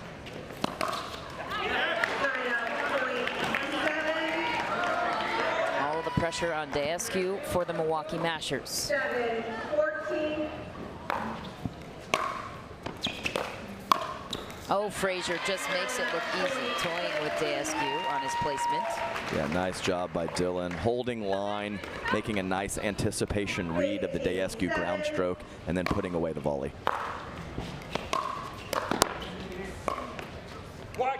Wide for Dylan Frazier. Great stab volley from Daescu, who's in big trouble to his forehand side. Use every bit of his wingspan. Missed serve and a tough time to do it. So an even split that time. 2 points each for Frazier and Daescu. Out comes Andrea Koop and Callie Jo Smith. Callie swept Koop 4 points to nothing in the first rotation. Let's see if she can do it again. Her team needs it if they want to make up any ground in this Dreambreaker.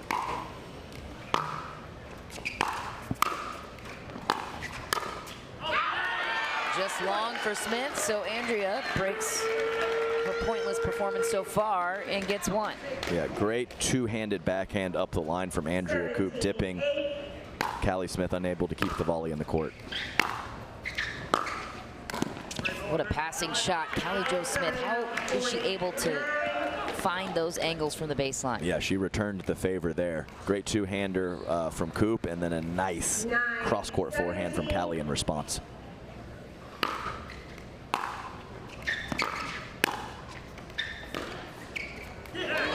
Koop goes to the net that time. It works. Yes, almost got it over Callie Smith, and I think the slice drop on the backhand was the best option there, and had that trickled over, it would have been trouble for Koop. There goes Koop with another passing shot, so she collects 3 of the available 4 points after getting swept in round 1. That was huge. Her team now 3 points away from closing in on the Dreambreaker. Yeah, perfect placement right inside the baseline from Koop. Maggie Brascia, Lucia Kovalova, back to their rotation. Oh, Kovalova robbed by the net. She felt it. Yeah, she's got a smirk on her face. She knows she was so close to getting that ball over for a winner. Match point on the paddle of Maggie Brascia.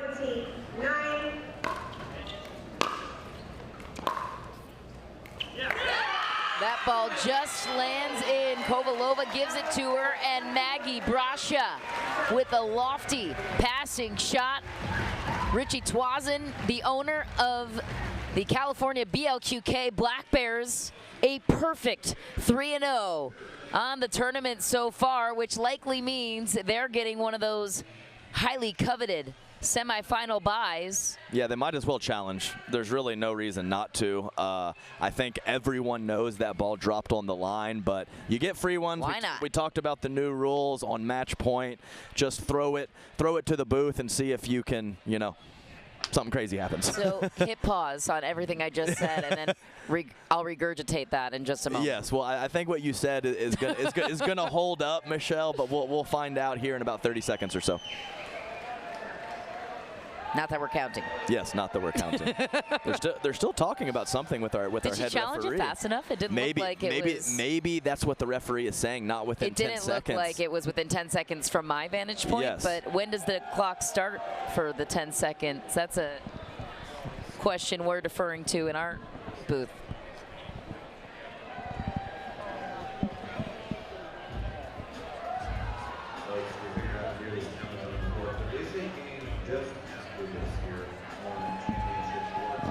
So receiving some clarity here in the booth. It's up to the captain on the sideline to challenge that play within 10 seconds of the initial call being made. So Lucia Kovalova gave up on it, and then the Mashers had 10 seconds from there for their captain to let the referee know that they are challenging the call.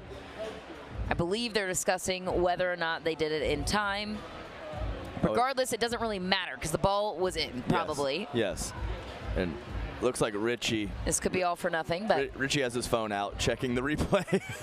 I know. You know, anyone was checking the numbers coming into the Dreambreaker and letting everybody know the scoop. It was Ritchie Tuazon saying, guys, if we lose this, we have to play another match. So you might as well make the most of the Dreambreaker here. Yes, you have an extra game, but like way better this way than having a full extra match to play tonight in the quarterfinals.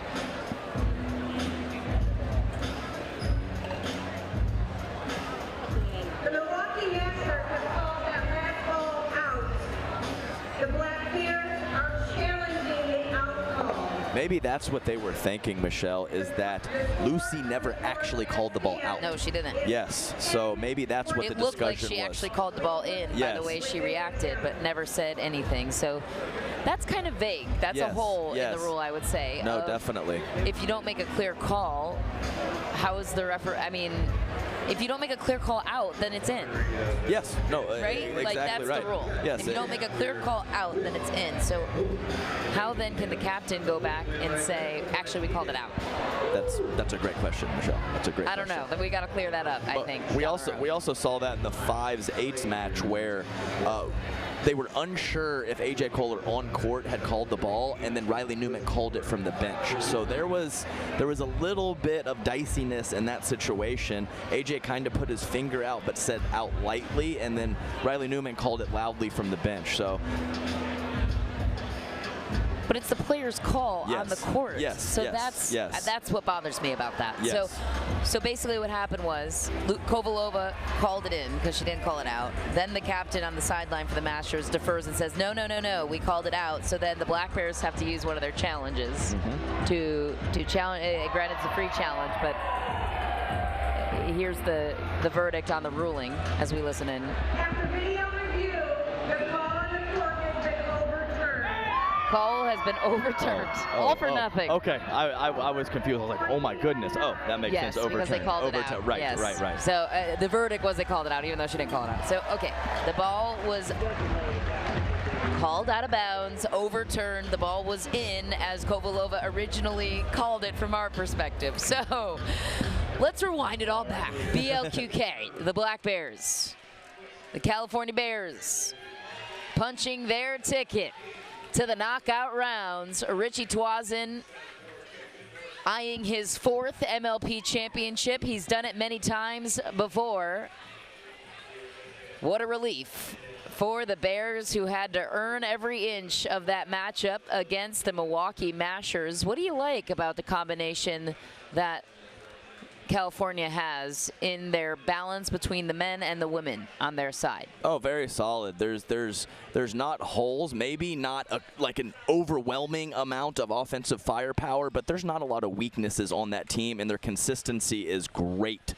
Consistency is key as we check in now with a third member of our crew, Cameron Blackwood. Dylan, you guys make it out of this group 3-0. What was the discussion before you guys stepped on the court this morning? I think we were just going to come out here and have fun. That's what we were all saying going into it. We just wanted to win. We weren't really too concerned about all the points or games that we had to win and what could go right and what could go wrong. Just wanted to come out here and win and have fun. And a dominating performance here in this Dreambreaker. A little bit of a controversy there at the end, but like you said, this is just how much MLP means and these points mean in these tight matches. Oh yeah, for sure. It gets really close, but I think we were confident that we had it either way. So let's go. There you have it. Black Bears win in their group 3-0. They're continuing to move on here. We'll be back with more MLP right after this.